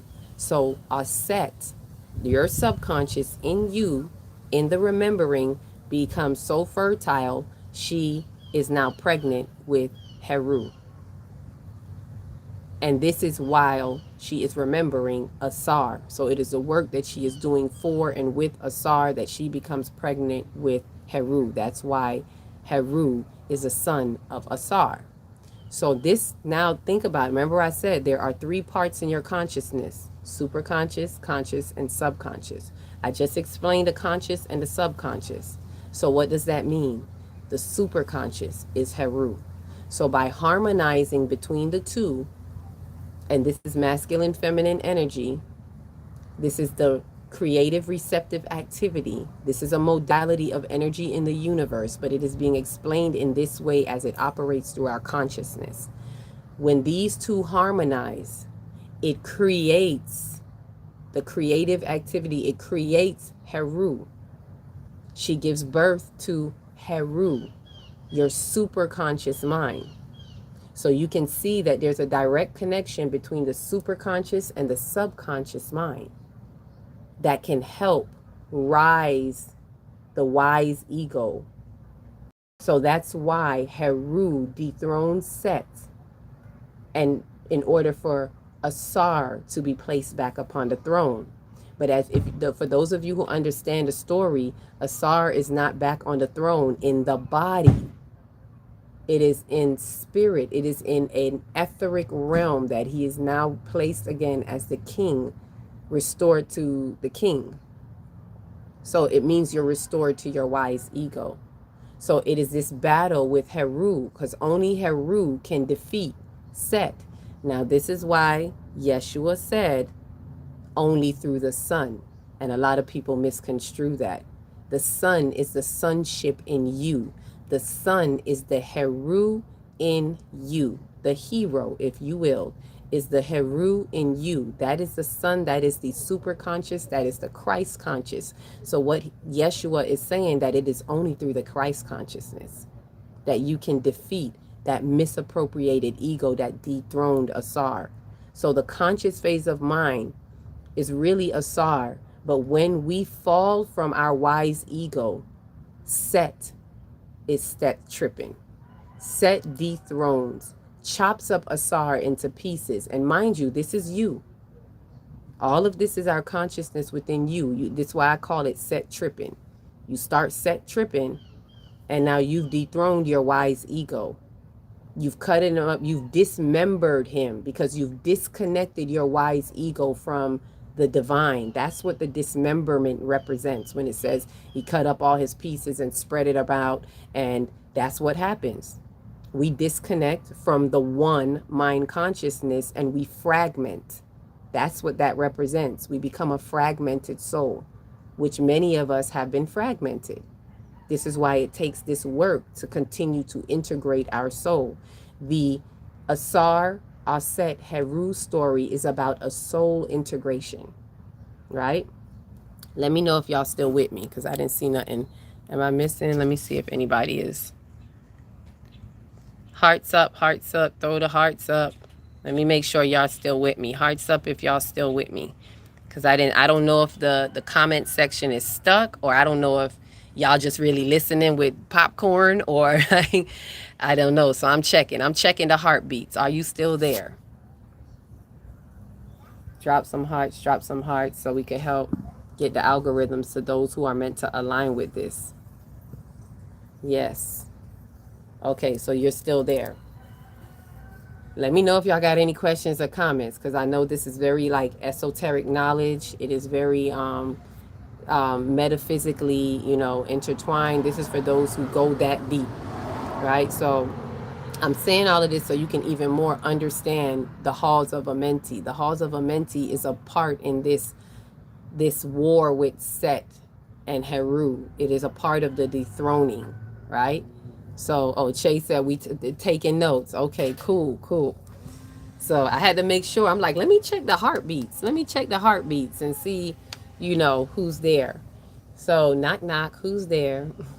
Soul Tribe, let's go.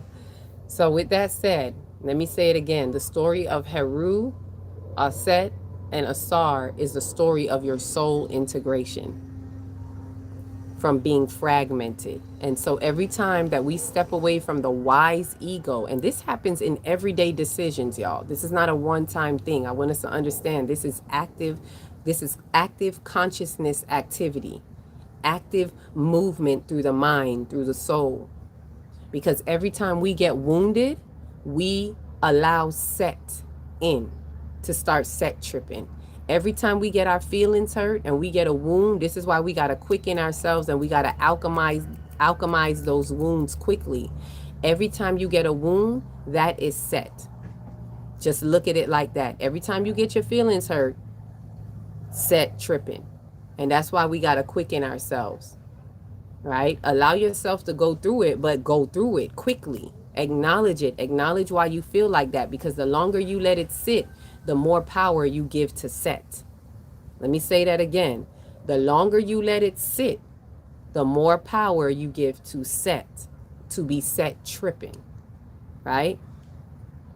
And this comes from feelings. Misappropriated ego comes from misappropriated feelings, right? So again, remember, our Set represents the feminine, the feeling. So if a feeling goes array, if a feeling goes wrong, if a feeling goes left, then our Set spins off a Set, if that makes sense. This is how I make it easy for us to remember.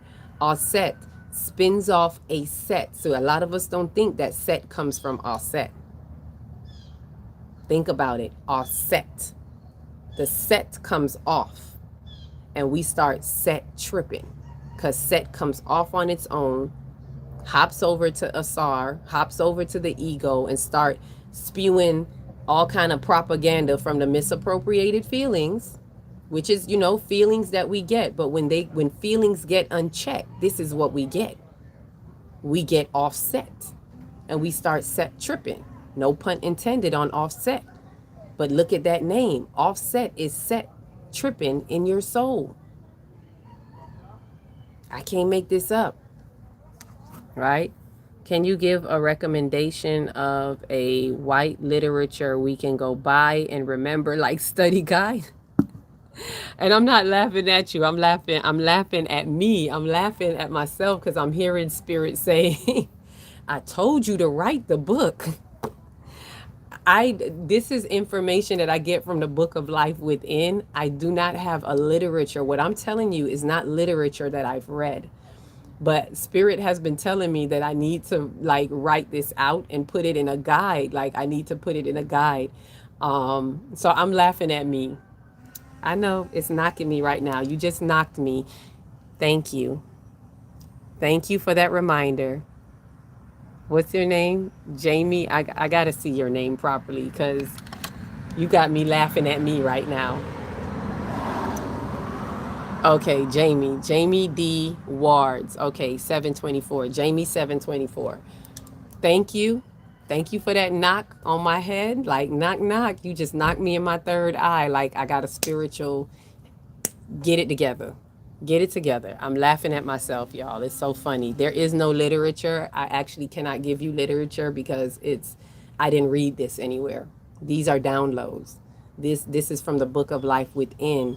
These are the ancient, my Kemetic ancient codes in my bloodline that have guided me to the truth of this story, to be able to explain it so that we can understand what to do. And yes, you're right. Because even Chase was like, I'm taking notes, and I'm sure she's trying to, get it all out. And my apologies, because I did not do it. Like Spirit done told me that about a year ago, y'all, at least a year ago, that I need to put this together in literature. But with all these light codes, activations, and soul work and workshops, and I'm a mother of 4, and like there's a lot. It's hard to just sit down and literally put this together, but I literally need to put it into literature. So thank you. Not white, not white, not white. She's like, not white, not white. No, I'm laughing at me too. Confirmation. Yes, it is confirmation for me. I need to go ahead and put it together, and I will. Yes, definitely downloads. Maybe it was spirit. Maybe it was spirit coming to me, to your attention. Yep, with the word. Yep, it is. It's definitely spirit. Thank you, Ashe. We are getting downloads from the sun, from the cosmos, from Sirius. Yep, I'm a Sirian starseed.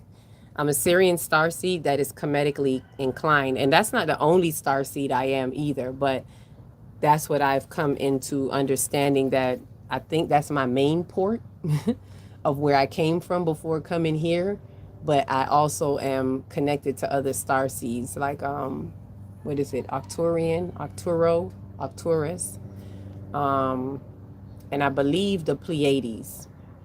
Someone told me that. I don't have that confirmation for myself yet, but someone who saw, like when I was given downloads, this is before I knew about different star seeds or any star seeds, and I was given information, and I guess she could see that on me, and she was like, hi, Pleiadian, whatever. I was like, Pleiadian? What the heck is a Pleiadian? But that's what she called me, so they might have been the first reaching out to me to get downloads, the first galactic family that might have been reaching out to me. Maybe Pleiades are my cousins. I don't know. I'm trying to figure it out. But I do know I'm a Sirian starseed that is Kemetically inclined through the ancient bloodline. From Lyra, and okay, and you're from Lyra. And the Lyrans kind of started speaking to me too. I was like, what the hell? How many starseeds? What? I'm a starseed mongrel? Like, what's going on? So we need this information, a book written. Okay, it's coming. It's coming. Look, y'all was on me, and this is coming from somebody who has been in my workshops in the 5D community. So look, y'all was on me to get the calendar, and I finally got the calendar. So the next book is going to be that. I'm gonna take that, since you all are saying that. The next book, because I did do a ebook called The Cosmos in Me, so we can understand our birth chart and the cosmos connection in us.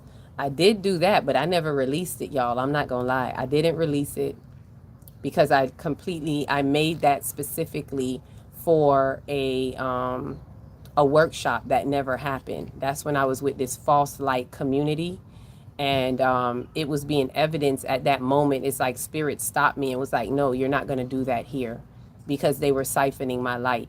And it was like, no, you're not going to do that here. And they actually stopped me. And I at first was offended because it was like, y'all trying me. And then it was like, no, spirit was like, no, they don't deserve this information and energy because they're siphoning your light. So I kept the book and said I was going to do my own workshop, my own Cosmos and Me workshop, which is still, it's coming up. But those of you who've been with me, you see how the information just been coming. It's been really busy. It's been cosmically busy, back to back. And I don't work no 9 to 5, y'all. My family think I don't got no job. They think I'm lazy. They don't realize the work that is put in every day when you're this cosmically aligned. Every day is work. Everything is something to do. It's like you can't even really relax too hard. That's why I got to appreciate the day out of time. The day out of time is like, yes, I get permission to just do nothing right now. Right? Oh, please release it. And she's like, please release it. I will. I'm going to release it with the workshop. I promised myself I have to do that workshop. And that's the only reason why I didn't release it, because I need to offer the workshop. And those who sign up for the workshop were going to get the book. Like, it was just going to come with the workshop. And then for those who don't, I'll just have the book, selling to those who want to go ahead and get the book. But the workshop, because I really wanted to go through it and break it down and like give people the opportunity to have it being explained while, like a book club, like for us to be able to go through it and open it. And it's really a workbook to work through. So that's why I wanted to make sure I do the workshop first. So it's coming. It's coming. That book is already done. And I just need to have the workshop. So the book that needs to be done right now, as you all are speaking to me and confirming, is the one that I was just speaking to you all about. And I don't even know what to call that book. But it's so funny because when I just was in Jamaica, for those who know I was in Jamaica, when I was in Jamaica in May, I came across this book. I was actually sharing with the book guy, the bookman in the bookstore. I was sharing the calendar with him, and he was so like invested in the calendar. He loved it. So I guess I got to bring some back to his bookstore so he can have some to sell. But he was so pleased with it. I was looking at the book, and he said, you know what? Take it. Since I gifted him this, he was like, just take that book. So it was like an even exchange, a book for a book. And it was a book that was labeled Asar, Aset, Heru. So even that was like, hint, hint, I need you to put it together. The book wasn't giving the information the way I'm giving it to you all now. It was not connecting you to your consciousness. It was just giving you the external story, which is what everybody hears. The external story of Asar, Aset, and Heru. But it was not making the connection that I just shared with you for people to understand how to take that story in, that it is esoteric, a story that is talking to you about soul integration through your consciousness, through the threefold of your consciousness. So that book has yet to have been written. It is yet to have been written, and I guess that's my next body of work. Y'all putting me on the assembly line. Like, work. I feel like you just cracked the whip. Get to work. Yeah. Whoopah. Not that it's slavery, but it's like, get to work. Wow, that's beautiful. Ashe, Ashe, thank you. So it's coming to you all. So where did I leave off on the story? Let me finish this story so I can wrap it up and go in and do my soul work in preparation for this root chakra, because I'm about to get into earth and do rooting. That's the interactive work. That's a part of it. You have a garden, get into earth and start rooting up and start asking yourself, what is it I fear? What is it that's coming up? Because the full moon is coming up. So I guarantee you there's something coming up for you right now. You don't got to dig too deep. There's an issue. There's something that you may have been avoiding or not really, paying attention to, but for some reason it's coming up right now. It's being brought up. The irritation of it is being brought up. So look at what is irritating you, look at what is frustrating you, and more likely it's something that has been happening, but you haven't really been paying attention to it, or you've been turning a blind eye, but spirit is like, I need you to deal with this. I need you to deal with this right now as we're preparing for the halls of Amenti. Here, bring it up. I've been bringing it up to you with the Mercury retrograde. You didn't see me messing up all your electronics. Like, hello. Here it is again, right? So for those who have never been in the workshop, remember Chase graciously opened it up. So I would advise you to go ahead, Zell that 144 to solidify in your position and say, I'm here. I'm showing up for me, right? So the threefold, okay, to bring it to the halls of Amenti, to know now that this offset is what's happening. You went set tripping off of offset, misconstrued feelings, went set tripping into now misappropriated thoughts. Set dethrones Asar. So we're not in our wise ego. Set is just set tripping and doing what he does. And the only one who can dethrone Set is Heru. This is why it says you must go through the sun. So to get to the father, meaning to restore Asar, the father of Heru, you got to go through Heru. So Heru fights that battle because Heru is the Christ consciousness. Heru is the super consciousness in your soul. So now what empowers Heru, this is the great battle. The halls of Amenti is preparing the Heru in you for the great battle with Set. It's getting ready to dethrone Set, which is the ego death, right? When it's time to dethrone Set, that is the action of the ego death. And so this halls of Amenti prepares it, because if you pay attention to the story, it'll say that before this battle, Jehudi, right? They may say Thoth if it's, greedily inclined, but Jehudi, the messenger, helps Heru. In comes the halls of Amenti.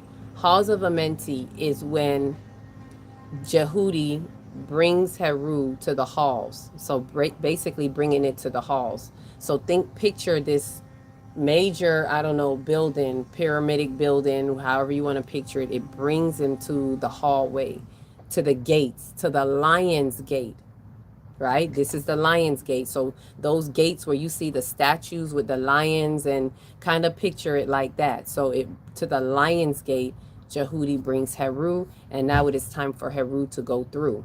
So it's a preparation for dethroning Set. So what happens is, as you go through the halls, this is what the halls consist of. The halls is a hallway of mirrors, right? Consider it like a fun house. It's a hallway of mirrors that shows you the many illusions that you've been living in, right? Because in your misappropriation, in your misappropriated ego, the ego spins a narrative. Those are illusions. We live in this illusionary world. These are illusions that the false matrix puts up, and those illusions are breaking. But let's keep it personal, right? There's the collective illusion. This personal illusion is in our consciousness. We're in a hallway. We're being taken to the hallway of illusion. So the mirrors are for you to reflect on, right? The mirrors, that's how you see yourself. When you see a mirror, you see yourself. When you're not looking in the mirrors, you're just going about. But now you're put to walk through this corridor, this hallway of mirrors, so that everywhere you look, you see these distorted versions, which are the illusions. It's like the fun house. When you walk through the fun house and you see the funny mirror, and your head is long and your body is, you see the distortions of you in the mirror. And so as you walk through and you see the distortions, it's like, oh, now you need to break it. So it's to break these mirrors as you walk through the hall and you see it, whether it's literally or figuratively. It's to recognize the distortion so that you can have the willpower to break it. When we don't see the distortions, we won't break it. So the purpose of like what Jehudi is doing as a messenger, instead of whispering a message in our ear, he leads us through the corridors. He leads our Heru, our superconscious mind, our Christ conscious, through the corridors so that we can see in the body, so that it's reflected. So in our conscious mind, we can see. Look at this. And only the Christ conscious can take you through there. Take me through there. Take me through there. Right? So I'm sitting under Ra. Yep. Feet in the dirt. Spine against my tree. Oh, you are getting the codes. This life is giving life. I'm receiving it with you, Chase. Let's go. I can't wait till we get in the workshop tonight. It's gonna be something. You're gonna see, like, it's gonna open up some stuff. It's gonna clarify too. So we go through this hallway, and so we see these mirrors, and now we can see the distorted versions of ourselves. So now it gives us the willpower to break these illusions. And what it feels like in the body is it feels like death. This is why by the end of the hallway, by the time we get to the end of the hallway, the body is dead. This is a huge ego death. So the body, everything that the body has picked up through the illusions, by you breaking all these illusions, that's ego death, ego death, ego death, till the body is laid down. So in the story of the Halls of Amenti, for those of you who may go into it, you'll be able to make the connections. Once you hear what I'm saying now, once you listen and hear with this inner ear, whenever you hear the external story, you're going to be able to be like, like you'll be able to connect it to your consciousness and what it really means for you. So it's told that at the end of that, the body is laid, at the end of the halls, you go into this temple, right? And you lay down the body. It's said that the body is put down, right? I forgot the name. I'm not sure if it's Thoth. I forgot the name. I think it may be another name. I'm not sure if it's Thoth, but I think it's said to be Thoth. The body is now put down and left there for like 100 years, it says. I don't know the degree on the 100 years, except to say that it's a sentient, it's a century, it's 100-fold. There's obviously an esoteric meaning to that. But it's in the story said that at the end of the hall, you go into this tomb and you put the body down, and you only leave with the spirit. You ascend with the spirit only. So the body is left behind. So it's like a real body death. And the body death is the flesh mind concept that the misappropriated ego is intertwined with in our mind-body complex, right? So it's putting down the body, leaving only with the mind, leaving only with the spirit, that the soul is inclined to the spirit, right? Because the mind is the soul, but the soul is infused. We got to remember that the soul is an infusion of the spirit and the body. That's why the soul is the driver. The body is the vehicle, and the spirit is the precious cargo, the essence of you that is being carried around in the car. But the soul is the driver. And the soul is the one who is taking instructions from the passenger, the precious cargo in the car, which is your spirit. And the soul has to drive and direct the body. It is not for the body to drive the soul. And this is where we go wrong when we start set tripping. When we set tripping, we allow the body to drive the soul. We allow things that happen in our life, world, and affairs to throw us off, for us to be in our feelings, misappropriated feelings, to misappropriated thinking, to having a set that is ruling the throne. So anyway, I digress. Let me bring it back to what I was saying in the tomb. So in the tomb, the body is laid to rest. So what am I saying? Halls of Amenti, if I could sum that up, you go through these halls of mirrors. We are led by Jehudi, the messenger. Our Heru is led by Jehudi to go through these halls, look at these distorted mirrors, recognize them as distortions so you can clearly see the illusions and break them. Therefore, leaving the body with the things that are tied to flesh mind thinking, leaving the body down and only leaving with your spirit. It is a major ego death. And now when you leave with that spirit, it amplifies the potency of Heru as a superconscious mind that can now defeat Set. So this Halls of Amenti brings you to that preparation, prepares you war, that final war with Heru and Set, where Heru wins the battle. Why does he win the battle? Because of Jehudi that helped him by leading him through the halls of Amenti. Jehudi the messenger allowed him to see the message for himself within himself by walking through the halls of Amenti. And by him, I'm talking about you and me, our consciousness. It's an ego death within the consciousness that allows you to slew Set and restore Asar. That is how Asar is risen. Notice even when Aset was remembering the pieces, she was still missing something. For those who know, y'all know what she was missing, the penis. She was missing something because that was still ruled by Set. Heru had not really defeated Set. So she was missing a piece. She had everything else, and that was a missing piece. And even as it came together, something had to be work over the entire body. She had help. I believe it was her and Nebtet. She had help. But that help comes from Heru. It was when Heru was able to defeat Set. Now Set is out of the way, and whatever Aset is doing can truly raise Asar. And so Asar is the risen king in you. That is your wise ego that has been restored. But remember, not in the body. Why? Because at the end of Halls of Amenti, the body was put down. Right? So that's the story. Ashe, Ashe, and Ashe. Aset, Asar, and Heru. I know y'all never heard it in this way before. I know.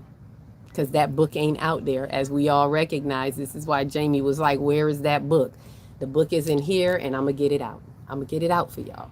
You know, eventually, sometime probably within this next year, because this 9-month gestation got us working. So faithfully, maybe after the 8-8 Lionsgate, I'll have some time, but I'm also restructuring in my home life as well. So there's things that look, it's a lot, and I got to balance it. So after that, and maybe sometime within the next year, I'll be able to get this book together. But you can look forward to the Cosmos and You workshop, because that book is already out. So that's something that we can definitely do. Maybe sometime in fall, maybe we can do that, right? We need this information. Yeah, book titles, Our Journey Back to Kemet, or Remembering Kemet in You. Oh, thank you. That, because I was like, I don't know if I have a title for it yet. You know, I was just thinking of, you know, and I need to, dang, I didn't bring my thing out. Can you message that to me? Can you send me that in a message? Because I know once this closes out, I may not be able to get back to the comments in here. I mean, I know I can. I'd have to go back and watch the whole thing over to get to specifically where your comment is. So if you could message that to me. So those are ideas for the title of the book. Back to Kemet, or Remembering Kemet. I like Remembering Kemet in You, because it's really the story about remembering it.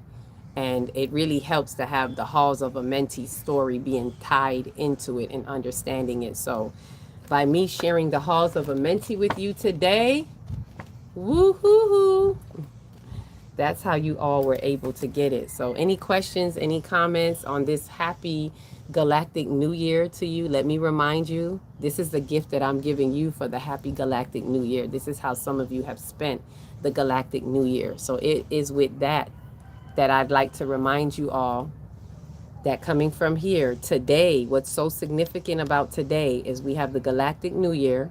It is a 2626 portal. And the theme in that is 8-8, y'all. Look at that. 8-8. Preparing us for the 8-8 Lionsgate, because 2 and 6 is 8. So the 2626 portal holds a theme of an 8-8 type of portaling. So infinite existence, infinite access. And look how we were talking about time and unlocking and coming out of time by utilizing a true timeline. So kind of, you got that. You were portaling through. For those of you who were here with me while we were talking about it, you were in the 2626 portal, and the portals are just energetic hotspots. But it's what you do in your pre-portaling work that amplifies it, that accelerates you through the portal. So some of you were already here, and because of that, you were able to align in time with us right here in such a time as this, to be able to get a true timeline. And don't let it pass you by. So remember, you all can email me for the calendars. You can Zelle me direct if you just want to go ahead and Zelle and put in the thank you. Yes, happy Galactic New Year. For the past years, I've been remembering Kemet and Kush more and more. You are a part of the Kemetic. You have ancient Kemetic blood in you. You are a part of it. Welcome to the community. But we have to start doing more than just coming in on a live. This is what Spirit is guiding me. Why I'm making the call is for those of us that's ready to take the next step and really to have a commitment in building the light colonies. And that means we have to come together. We're in the age of Aquarian. It's time for true timeline collaborations. It is time for the true ones to collaborate in the building of the new earth consciousness in humanity. So it's time for us to get from behind. You see how y'all just called me out and was like, the book. This is what it's for. It's time, like I'm calling you all out. It's time to take the next step. It's not just sitting down and getting the information. Like here, this is a gate. This is a portal. This is an avenue. Ashe, I appreciate it, as we all do. But it is time, and it is time for us to take the next step and actively come together with intentions of staying committed, not just coming in and going, because that's what I've been experiencing since 2022. And I understand it. People were at different levels, everybody not where they are right now. I'm not where I was back then. I'm in a higher timeline even now. So Spirit and the guides have been showing me that people are more ready right now. Because I ain't gonna lie, y'all, I was feeling the exhaustion of dealing with the spiritual community. It's like I'm not playing out here. I need true ones. I was like, look, divine, send me the true ones. I need true ones that's not playing, and we are looking to build our community. Where are our fellow community people? Where are the 5D villagers? Because we got to move. And we got 3 years, y'all. Like, it gets deeper than this. For those of you who come in the community, I'm going to explain more of what's coming up. But we got about 3 to 4 years. And there's going to be some actual changes. They're already happening now underneath right in our faces, underneath our noses. Like, it's already happening. People are waiting for an exact change. Oh, no, it's already happening. It's been happening. They've been grooming society. And since 2020, it's been happening, but even more so now. We are in the last couple of, you know how they say we in the last days, but I don't like to say that because it's not doom and gloom. The earth is not blowing up. It's just a matter of you knowing where you are to be. It's a matter of, are you ready for the ascension time and shifting into the true timeline? Y'all hear that? Beep, beep. Let's go. Beep, beep. You see, I can't make that up. So for those of you who may have been listening and you still just sitting there like, I'm not sure, beep, beep. That's what it feels like the energies are doing right now. Beep, beep. Let's go. You've been sitting there. You've been doing the work. You've been getting rid of toxic family members. You've been getting rid of toxic job. You left your job. You've been doing the work. Beep, beep. Let's go. Get in your Merkaba light vehicles. Get in your Metatron's cube. Get in your flower of life. Beep, beep. Let's go. I can't make that up. Look how that horn just honked right in a moment. This is a message. So now I'm doing the calling. I've shared a lot of information with y'all. Now I'm doing the calling to the 144 true ascendants. This is not a spiritual club. I repeat, this is not a spiritual club. This is for the true ones ready to move and build on the timeline in whatever way that looks like for you. For some of us, it may be helping to build the community, because I'm not a digital person. So if any of you that are in here that are technologically inclined, that I can tell you that's definitely needed right now in this community to help build this community. So you may be called right now to help put your expertise to work in this particular frame of light to help build this community in that way. right? We're not looking for followers. We're not looking to gather a whole lot of people. We're looking for the true ones to come together that can help amplify and build this particular community, right? And then it would be a bridge for others because everybody's at different timelines right now. Hold on one second. How you doing? I Uh-huh. have a delivery from Lowe's. Yeah? For here or that door? 50-50. I don't know which That's one. west. See if it's east or west. Okay. See, interruptions. I'm on the east. That take that shit to the west. The west is out. The east is in, right? Not that the west is bad. It just means external, right? The east is when you go within. That's why it says, look to the east for the coming of a king. That means go within for the coming of the king in you. What king? The risen king of Asar, the wise ego. Go within. Ashe? Right? I can't make this up. So if those of you who recognize this, we are evolving into the Lumerian light bodies, the Merkaba light. Yes, the crystalline light bodies. This is why a lot of you are eating differently. See, these are things that we will go over in the community. As we build in the community, I can guide more. I can facilitate more to those in the community of what's happening, what we're doing. Of course, I can always share this information, here as I do. But for those who are truly aligned, I can completely help clarify and help with the light integration so we can be powerful in what we need to do.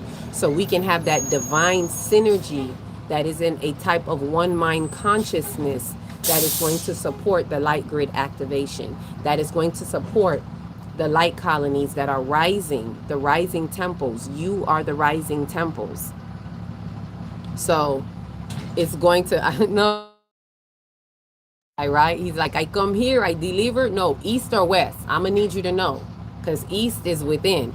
Oh, west, yeah, that's external. That's without. Ashe. Truly, truly, I felt appreciated you sharing your experiences. So many confirmations. Ashe. Come on in. We got to build. We got to come together. So for those who are really it resonates with, as I said, the things that I have aligned up so that you can align with, if this resonates with you and you know Syrian star seeds, Kemetic ancient ones, 2626 portal. Oh, I didn't finish speaking about that, huh? So it's a galactic new year, 2626 portal. The lunar nodes shift today into South Node Leo, North Node Aquarius, right? And I did a video about that, I think on YouTube. I don't know if it's on TikTok, but if you get a chance, you look on YouTube, go to Celestial Earth and look at the video, 3 waves of the Leo Aquarius alignment. I just posted that literally earlier this morning, but I did the video like 2 days ago. So that is showing there's a significance to this alignment, to the shift to this lunar nodes. We'll go into that again. I'll do a video about that. But that is the things that are happening for today. 2626 portal, galactic new year, the lunar node shift. And for those of us who are aligned with the full moon window opened up today. That is the workshop that I'm starting today. That again, thank you, Chase, opened up that doorway. So please, if this resonates with you, take this next step because it's helping. It's a part of the Halls of Amenti. This is the opening of the Halls of Amenti. It opens up from the end of July all the way to August 12th.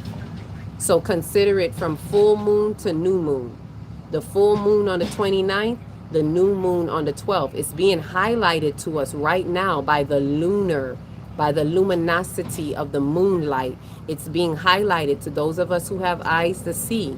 It's literally telling you from July 29th to August 12th, Halls of Amenti, and the 8-8 Lions Gate in between is the peak.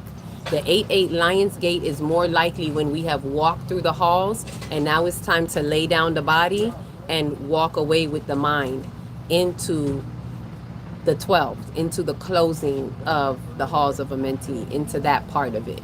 So on the 12th, it is the new moon in Leo, and it's a solar eclipse. So it's the first solar eclipse with this lunar node, because the lunar nodes are affiliated with the eclipse, y'all. That's why you're going to see the eclipse for the next 18 months. It's going to be in alignment with the Leo and the Aquarius axis. Full moon, new moon, it's going to be with that. That's why the first one is a new moon in Leo, right? So you're going to see that for the next 18 months. And it's within 6 months apart, because they're going to be reflective of each other every 6 months. So right now, and then the next ecliptic window is going to be in Aquarius, and then the next one again next year in Leo. It goes like that, right? So I say all that to say this: if all of this aligns with you today, it starts today. Today is the new year, galactic new year, your galactic alignment. I'm talking to my galactic star seeds.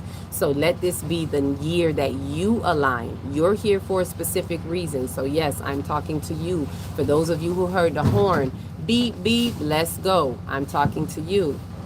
Let this be the new true year in you, for this galactic new year, that you aligned with this Halls of Amenti, that you aligned with this full moon work that starts today.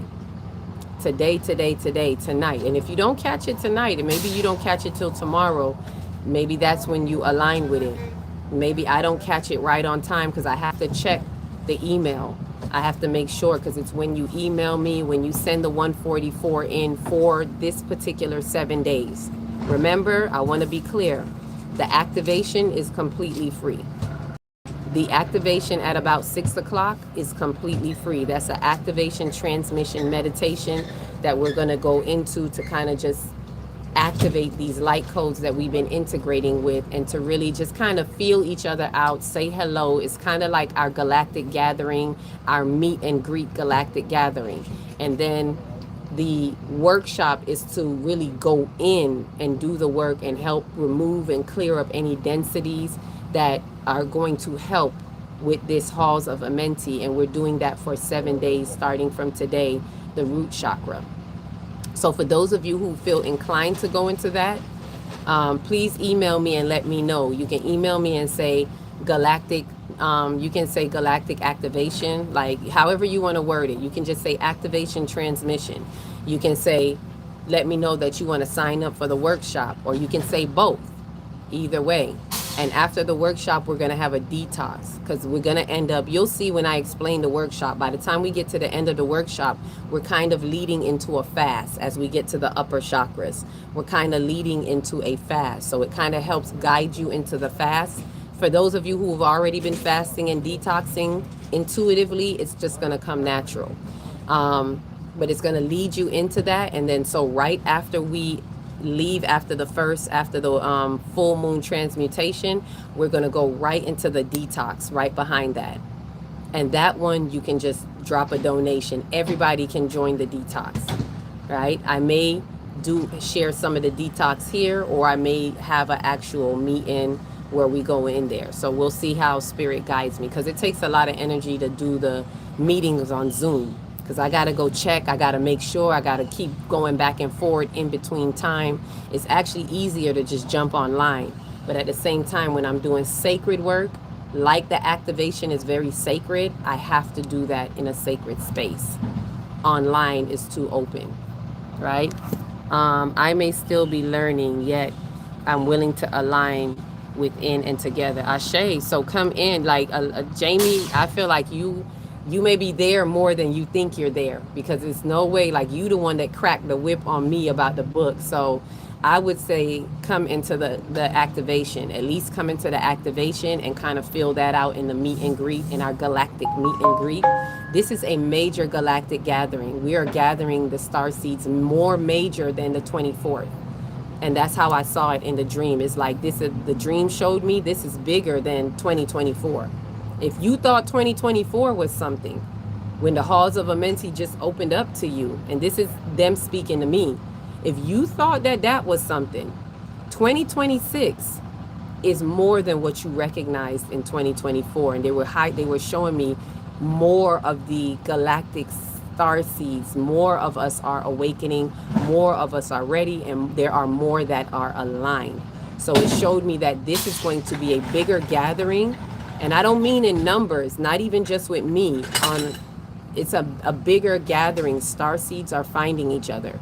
It's a bigger gathering this particular time. We are being intentional though. With me, it's being more intentional. Ashe, bang. You hear that? Bang. With me, bang. I don't know how many of y'all are hearing this, right? Yeah, I have tears. Ashe, yep. And tears are portals. It's not tears of sadness. I know exactly what you're saying. Those tears mean you connected, right? Picture that like the Avatar tail. When they plug into the animal that they're about to ride, when they plug into the tree, yeah, those tears is like plugging in your tail into the earth, plugging in your root. Your tail is your root. And today is what? The root chakra, right? It's actually a root by this. If y'all look at the calendar, I'm going to show you. I'm glad I got the calendar now. Today is what? Sunday. So it's the fourth day today is the fourth day of Leo, which is the 26th of July on the little words. You'll see 3D here, 5D here. It is a sacral day. You see the color? This is Sunday. Okay, so even the week is different on this calendar, y'all. The week starts on a Tuesday. I don't know how many of y'all could see that. Tuesday, crown chakra day. So Tuesday through Monday. Monday is the root. Because when everybody go, we rest. That's the day of rest. Monday is the day of rest to help unwind you. Again, I'm not saying this is definitive. This is the way it gotta be by. This is a tool to help you unwind out of their timeline. We got to do the opposite of what they're doing. So when they go, we say no. Anyhow, so I was showing this to you all so you can see that today is a sacral day. So by the full moon, by the calendar week, it's a sacral chakra day. But by the full moon, today is a root day. So it's a root sacral day, root sacral. And for those of you who come in the workshop, I'll break it down a little bit more for you all. Ashe? So, with that said, what else is there? Oh, the guy was leaving, and I did want to check him before he leaves next door, working on next door. But I'll call him. I'm in alignment with y'all right now, so I'll give him a call. It's not like I don't got the number. Yes, cleansing. Can't make it up. Can't make it up. So yes, today is a root sacral day, and you're going to start in the root. And so for those of you that are starting in the root, wave bye to him. For those of you that are starting in the root, how can I say this? My tea done got cold. What you can do today to prepare, and I'm saying this specifically to Chase, and anybody else who's preparing to align, but I know Chase already signed up, Chase Divine. You can get into the earth and pull up some roots. So even if you don't have a yard, if you have a potted plant, just go and pull up the roots. Just root out the potted plant. And while you're doing that, you're asking yourself, what is there? Where is there any fear inside of me? Detach your mind from what you think fear is. Because a lot of people will block themselves from the answer because they will say, I don't have no fears. I don't fear nothing. I'm not afraid of nothing. I'm not saying be afraid. I'm not talking about scary fear. I'm talking about fear-based thoughts. Because there are only two feelings, love and fear. There's the love frequency. There's the fear-based frequency, which obviously is the lower frequencies and lower vibrations. Every other feeling is a subdivision of these two. So any feeling that you get, you just got to ask yourself, is this love-based or is this fear-based? So if you have feelings of hurt, feelings of anger, these are fear-based. It's definitely not love-based. If you have feelings of irritation, frustration, it doesn't mean you're bad. I'm just talking to you about feelings and how the feelings flow through us. It's fear-based. So you want to ask yourself, where do I have any fear? With the understanding, overstanding, and understanding that fear is not scary, but what fear-based feelings am I holding in my auric field? What fear-based feelings am I holding in my vibration? That's what you're asking. Ask in that light so that you remove the blocks and the answers can come to you, right? Many times I've been doing this and people will say, I ask and I ask, I'm not getting it. A lot of times you don't get the answer because you're blocked by certain concepts that you have in your mind. The word fear triggers something that you're scared of. It is, it is a type of scariness, but you don't have to be scared of something to be in fear base.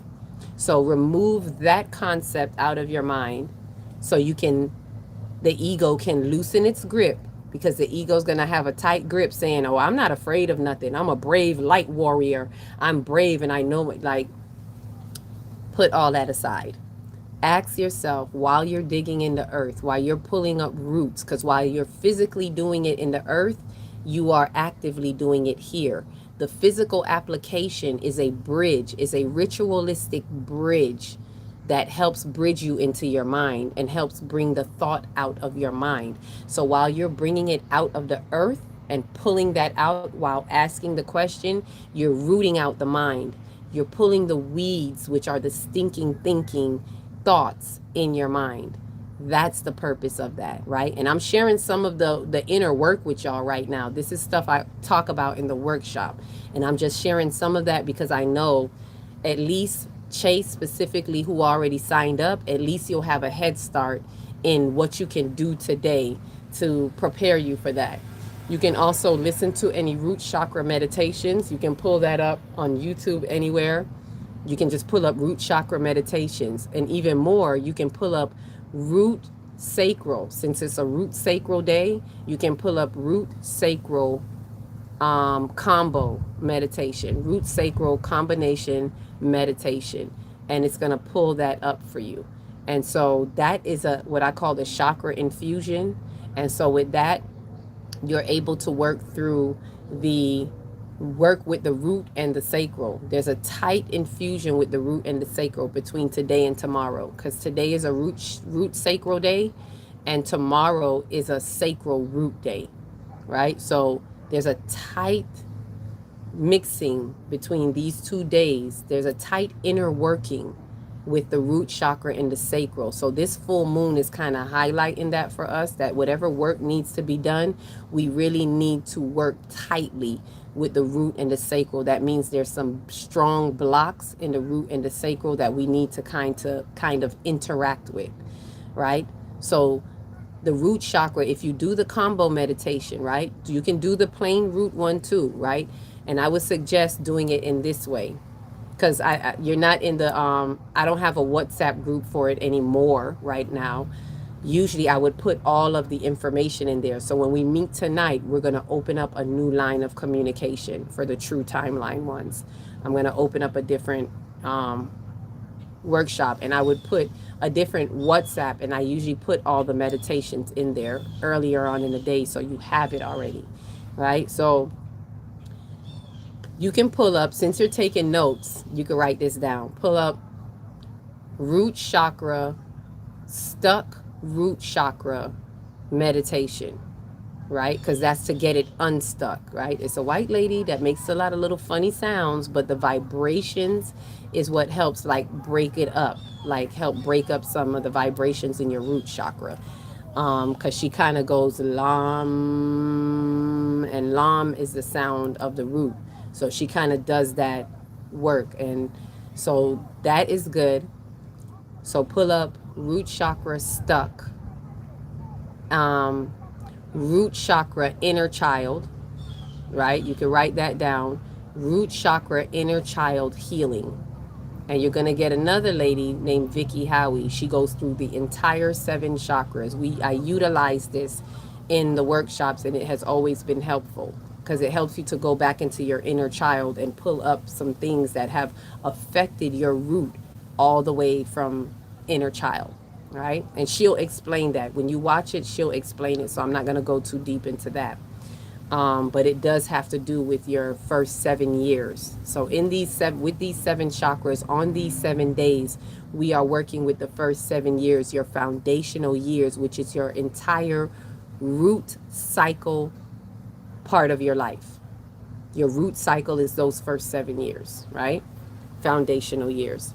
So you listen to that. Those two are the main two I would suggest. Anything else, you can listen to anything else as you want. Um, you can do a root chakra yoga. I usually throw a yoga in there because it's working on the lower chakra, and that movement, you'll find that sometimes the movement helps move information through your body. So a root chakra yoga also helps, right? Happy new day. Happy galactic new year to you. Welcome in on the galactic new year, right? Her name, oh, okay, her name is Vicky Howie. The one who does the unstuck, the stuck chakra with the sounds, her name is Melanie Reinhardt. Melanie Reinhardt. And the lady who does the inner childhood meditations with the chakras, her name is Vicky Howie. Vicky Howie, right? So those two you may want to use. And the yoga is different people. So you can pick and choose who you want to use. Just put in root chakra yoga and you're going to get maybe 3 or 4 different people that have a chakra, a yoga for each chakra. And that helps with the movement, right? So those are the 3 things I definitely would suggest. Mainly that unstuck and that inner child are the main 2 that you really want to work with, right? And what else can you do in preparation? I explained about going into the earth and doing that. Okay, the combination meditation. Here's the instructions of what you can do with that. So in the combination meditation, you can place your right, left, give with the right hand, receive with the left. Okay.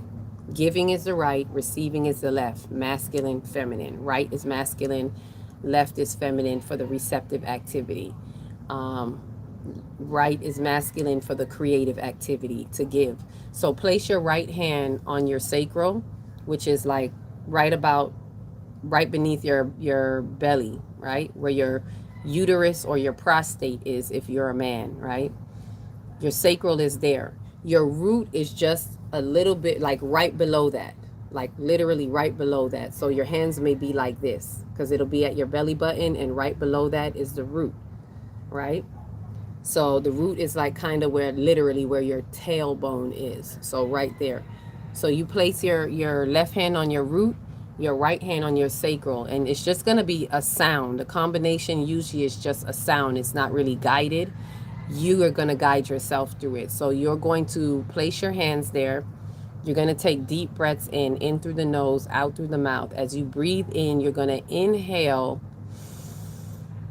Imagine yourself inhaling, taking a deep inhale, and imagine your left hand, that is the receiving hand, extracting what you need to extract out of the root, right? But before you pull it out, right? Imagine as you're just holding your hands there and breathing, what is happening in the root chakra is you are implementing what the root chakra needs in order to extract what it doesn't need, to remove fear, to remove that survival mode, to remove lack and limitation. So you're allowing yourself to release all fears, right? Removing all fears and transmuting it into safety, into bountifulness in the root, into abundance in the earth, right? And trusting the earth.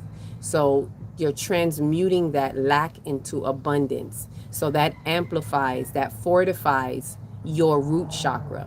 So once you transmute it, right? Don't take the broken part. You want to acknowledge the fears and transmute it, and then take the ascended part, the evolved part of the root, which is the abundance mindset, and you want to breathe that into your sacral. So you're going to sit there, and as you sit there, you image whatever it is. You can imagine this red light. You can imagine the orange wheels like spinning at right where they are. And as you inhale, you're going to inhale and imagine that coming into your left hand, the essence of that evolved root, the abundance, because that's what you want to take and pour into the sacral. So on the inhale, imagine that coming out into your left hand through the red light, and then pouring that into the sacral. So imagine that red light pouring into the orange light. So your right hand is the giver, is going to pour that into the sacral. And that's the kind of meditation you're going to have with the root and sacral, right? This is a chakra infusion part of it. So some of y'all are getting a little bit of this just by being here, but this is stuff we usually go over in the workshop. I simply wanted to prepare you before you come in, because you seem like somebody that's about your business, Chase. Like you already getting the codes, you already outside. So Spirit is guiding me to give you this to work with in the day before we meet later on in the workshop. So anyone else that this aligns with, like I said, you can go ahead and email me and sign right up so you can get right into it, jump right in, just as Chase did, ready to go. Again, the activation transmission is free. It's free. It's just saying I'm ready to align and allowing us to have our galactic gathering, our meet and greet, so to speak, and be able to go from there. And you're going to get your activation transmission. It's for everybody. So I would really say invest in that for yourself at least. If you want to donate after receiving that, you're free to donate through the Zelle as well. You can donate the Zelle using my email as well. And you can donate and say this is towards the activation, however you feel led, but the activation one is free. The workshop is the 144. 144 gets you through the door. That's you aligning with your spiritual completion in you. The detox, the detach will be after that, and we'll be walking into the halls of Amenti, chilling with those in the halls of Amenti. No food, 3 days, stomach empty. You hear that? There's a part of the halls of Amenti that requires fasting and detox. So this is what we're going to do coming out of the workshop. Get ready to detox for a couple of days leading up to that 8/8. Ashe, ashe. All right. Thank you for those who came through. I shared the new year with you, the galactic new year. We went into the halls of Amenti, and there's definitely some more things to discuss coming up in the upcoming lives. We're going to talk about the false light workers, because we really need to discern the difference. And we're going to talk some more about that. And we're also going to talk about the throat chakra, because the throat chakra is being concentrated on with this full moon. With the chakra infusion, we have a throat day. So we got the sacral root sacral, like what you hear me saying there. On the throat chakra day, we got a throat day. So there is a strong emphasis on the throat chakra, and we'll talk about that some more. So in the live where I talk about the throat, we're going to talk about something, and it's going to tie to something that we see happening that is trying to harvest all of our energies through grief that we see happening externally. And I'm speaking about the Nolan Wells issue, right? Because that is something that they're doing, the entities are doing to harvest all of us. And there's something in that has to do with the throat chakra. And I want to, share that with y'all. So that's going to be coming up in the next upcoming lives that I do. Ashe. Thank you. Happy New Year. Happy Galactic New Year to you. Happy Galactic New Year to you. Happy Galactic New Year to you and you and you. We going through. Ooh, we going through. I don't know. I just felt giddy. That was my inner child, y'all. My inner child got to come out. After all this work, I got to breathe, release, because this was some work. Giving y'all the downloads and the upgrades that come from the downloads. Ashe, ashe. If you know, you know. And if you don't know, now you know, jigga. All right. Any questions, any comments before I go? I'll leave this open if anyone has any questions or any comments.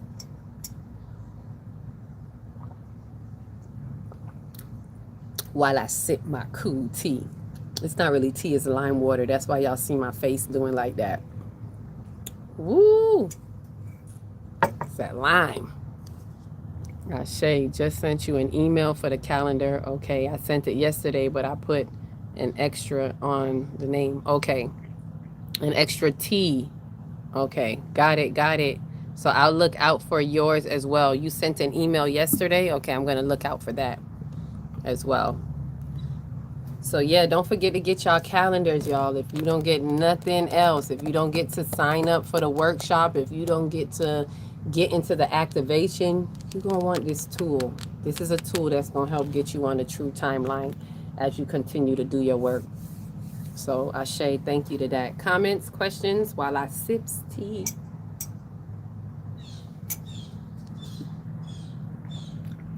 Oh, okay. You thought you sent it and it was the wrong email. Okay, got it. So you sent it, but it didn't go to me. Got it. But now you got the T on there. So you were leaving out the T. So now you got it with the T on there. You got the T. I got the T. What they say, clock T. That's what they say now. I kind of like that, but it's so ratchet sometimes. But I'll be like, ooh, ooh. That's my little inner child being a little ratchet spirit. Ooh, I could be a little ratchet too, y'all. It ain't all serious. We got to learn to laugh at some stuff. We got to have humor. That's the strength of the solar plexus. We got to have some humor. We got to laugh at some of this stuff, y'all, because they'll take you down and they'll take you out. They want to take us out, but we got to keep lighting up on the light grid. It's ratchet, but I love it too. Okay, I'm not the only one, right? Thank you for letting me know. You're not the only one. I need to find this emoji, okay? How you got this and I can't find this? Y'all know that this is an emoji now? Right? Somebody has it in YouTube. Kylie Royal Alchemist. Y'all might see her in here as Royal Alchemist. She got it like this. Where is that emoji? Oh, you got it too. Okay, Chase got it too. Why I don't see it? I need to find that emoji. So I could be like, clock's T. Let's clock it. What, y'all? Let's clock it. Let's get on the right timeline and clock it. We the real clockers right here. We the timekeepers right here. True timekeepers, true timeline, and we are restoring the true timeline. Ashe? Ashe. Let's be well on our way. Ooh, 10:30. I done did my due diligence. I'm ready. Let's go. I love all of you and your efforts and everybody that came through and add to the mix. Those of you who we're going to see in the activation. I may do a reminder video to say, hey, it's going to be tonight. Let's go. I may. It depends if I get a chance to, because I already put a video out and I've been in here putting in the work with the live, spending my time and energy and essence here. So if you get it, you get it. Go in and align wherever your soul's inclined. Ashe. Right, bird? Y'all hear the bird? The bird is the word, y'all. The bird, bird, bird. The bird is the word. I said the bird, bird, bird. The bird is the word. Have you heard? The bird is the word. They make the call. Those be my blue jays. And the blue jays represent communication and faith. Those are my spiritual thoughts. The birds metaphysically represent spiritual thoughts. So those are my spiritual thoughts that's making the call. Beep, beep, beep, beep. They probably really calling for me to go give them some peanuts in the back. I need to go get them some nuts. They're like, where the food at? Go to the back, lady. Why you not at your station? Why you not underneath the tree? Get to your station. So thank you all for all of you who came through, who shared this light. Thank you for your energetic reciprocity. I give, you receive, you give, I receive. Thank you, Jamie. I got it. It's coming. We're going to get that together. All right. And look out for the Cosmos in Me workshop. Since y'all reminded me, I'm going to remind y'all. When I do that Cosmo workshop, I want to see y'all. Like, where are you? Lined up and ready. Let's go. And I may do a workshop for the releasing of that book too, because the way I broke it down, as you can see, we may need a workshop to guide us through that. Ashe? Ashe, ashe. Love and light. Enjoy the rest of your Galactic New Year day. Go in and get through your portal. Get these codes. See what that access means to you. Please get your natal chart. I do natal chart readings. I forgot. How could I forget that? Natal chart readings, chakra readings. Please get your natal chart reading. If you haven't gotten one, even if it's not with me, please get it. Please get to know your spiritual blueprint. That's your cosmic blueprint, your spiritual blueprint. And I'm inviting all of you right now to look at your chart and see where your north node and your south node is. For those of you who have a north node, south node with Leo and Aquarius, whichever way it may be, it doesn't have to be south node Leo. It may be north node Leo, south node Aquarius, whichever way it may be. If you have placements there, it is working tightly with you.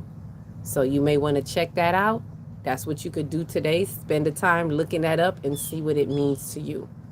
All right. And if you need a natal chart reading to go through it with you, I'm available for that too. Email me and let me know you want a natal chart reading. Ashe. And that is it. That is it. That's what I have. So love and light to you all. Peace be unto you in all that you do and go through. Ashe. That's what I'm feeling. Yes. If you're feeling it, it's true. It's speaking to you through the feeling. Love and light. Thank you all for your love, for your heart.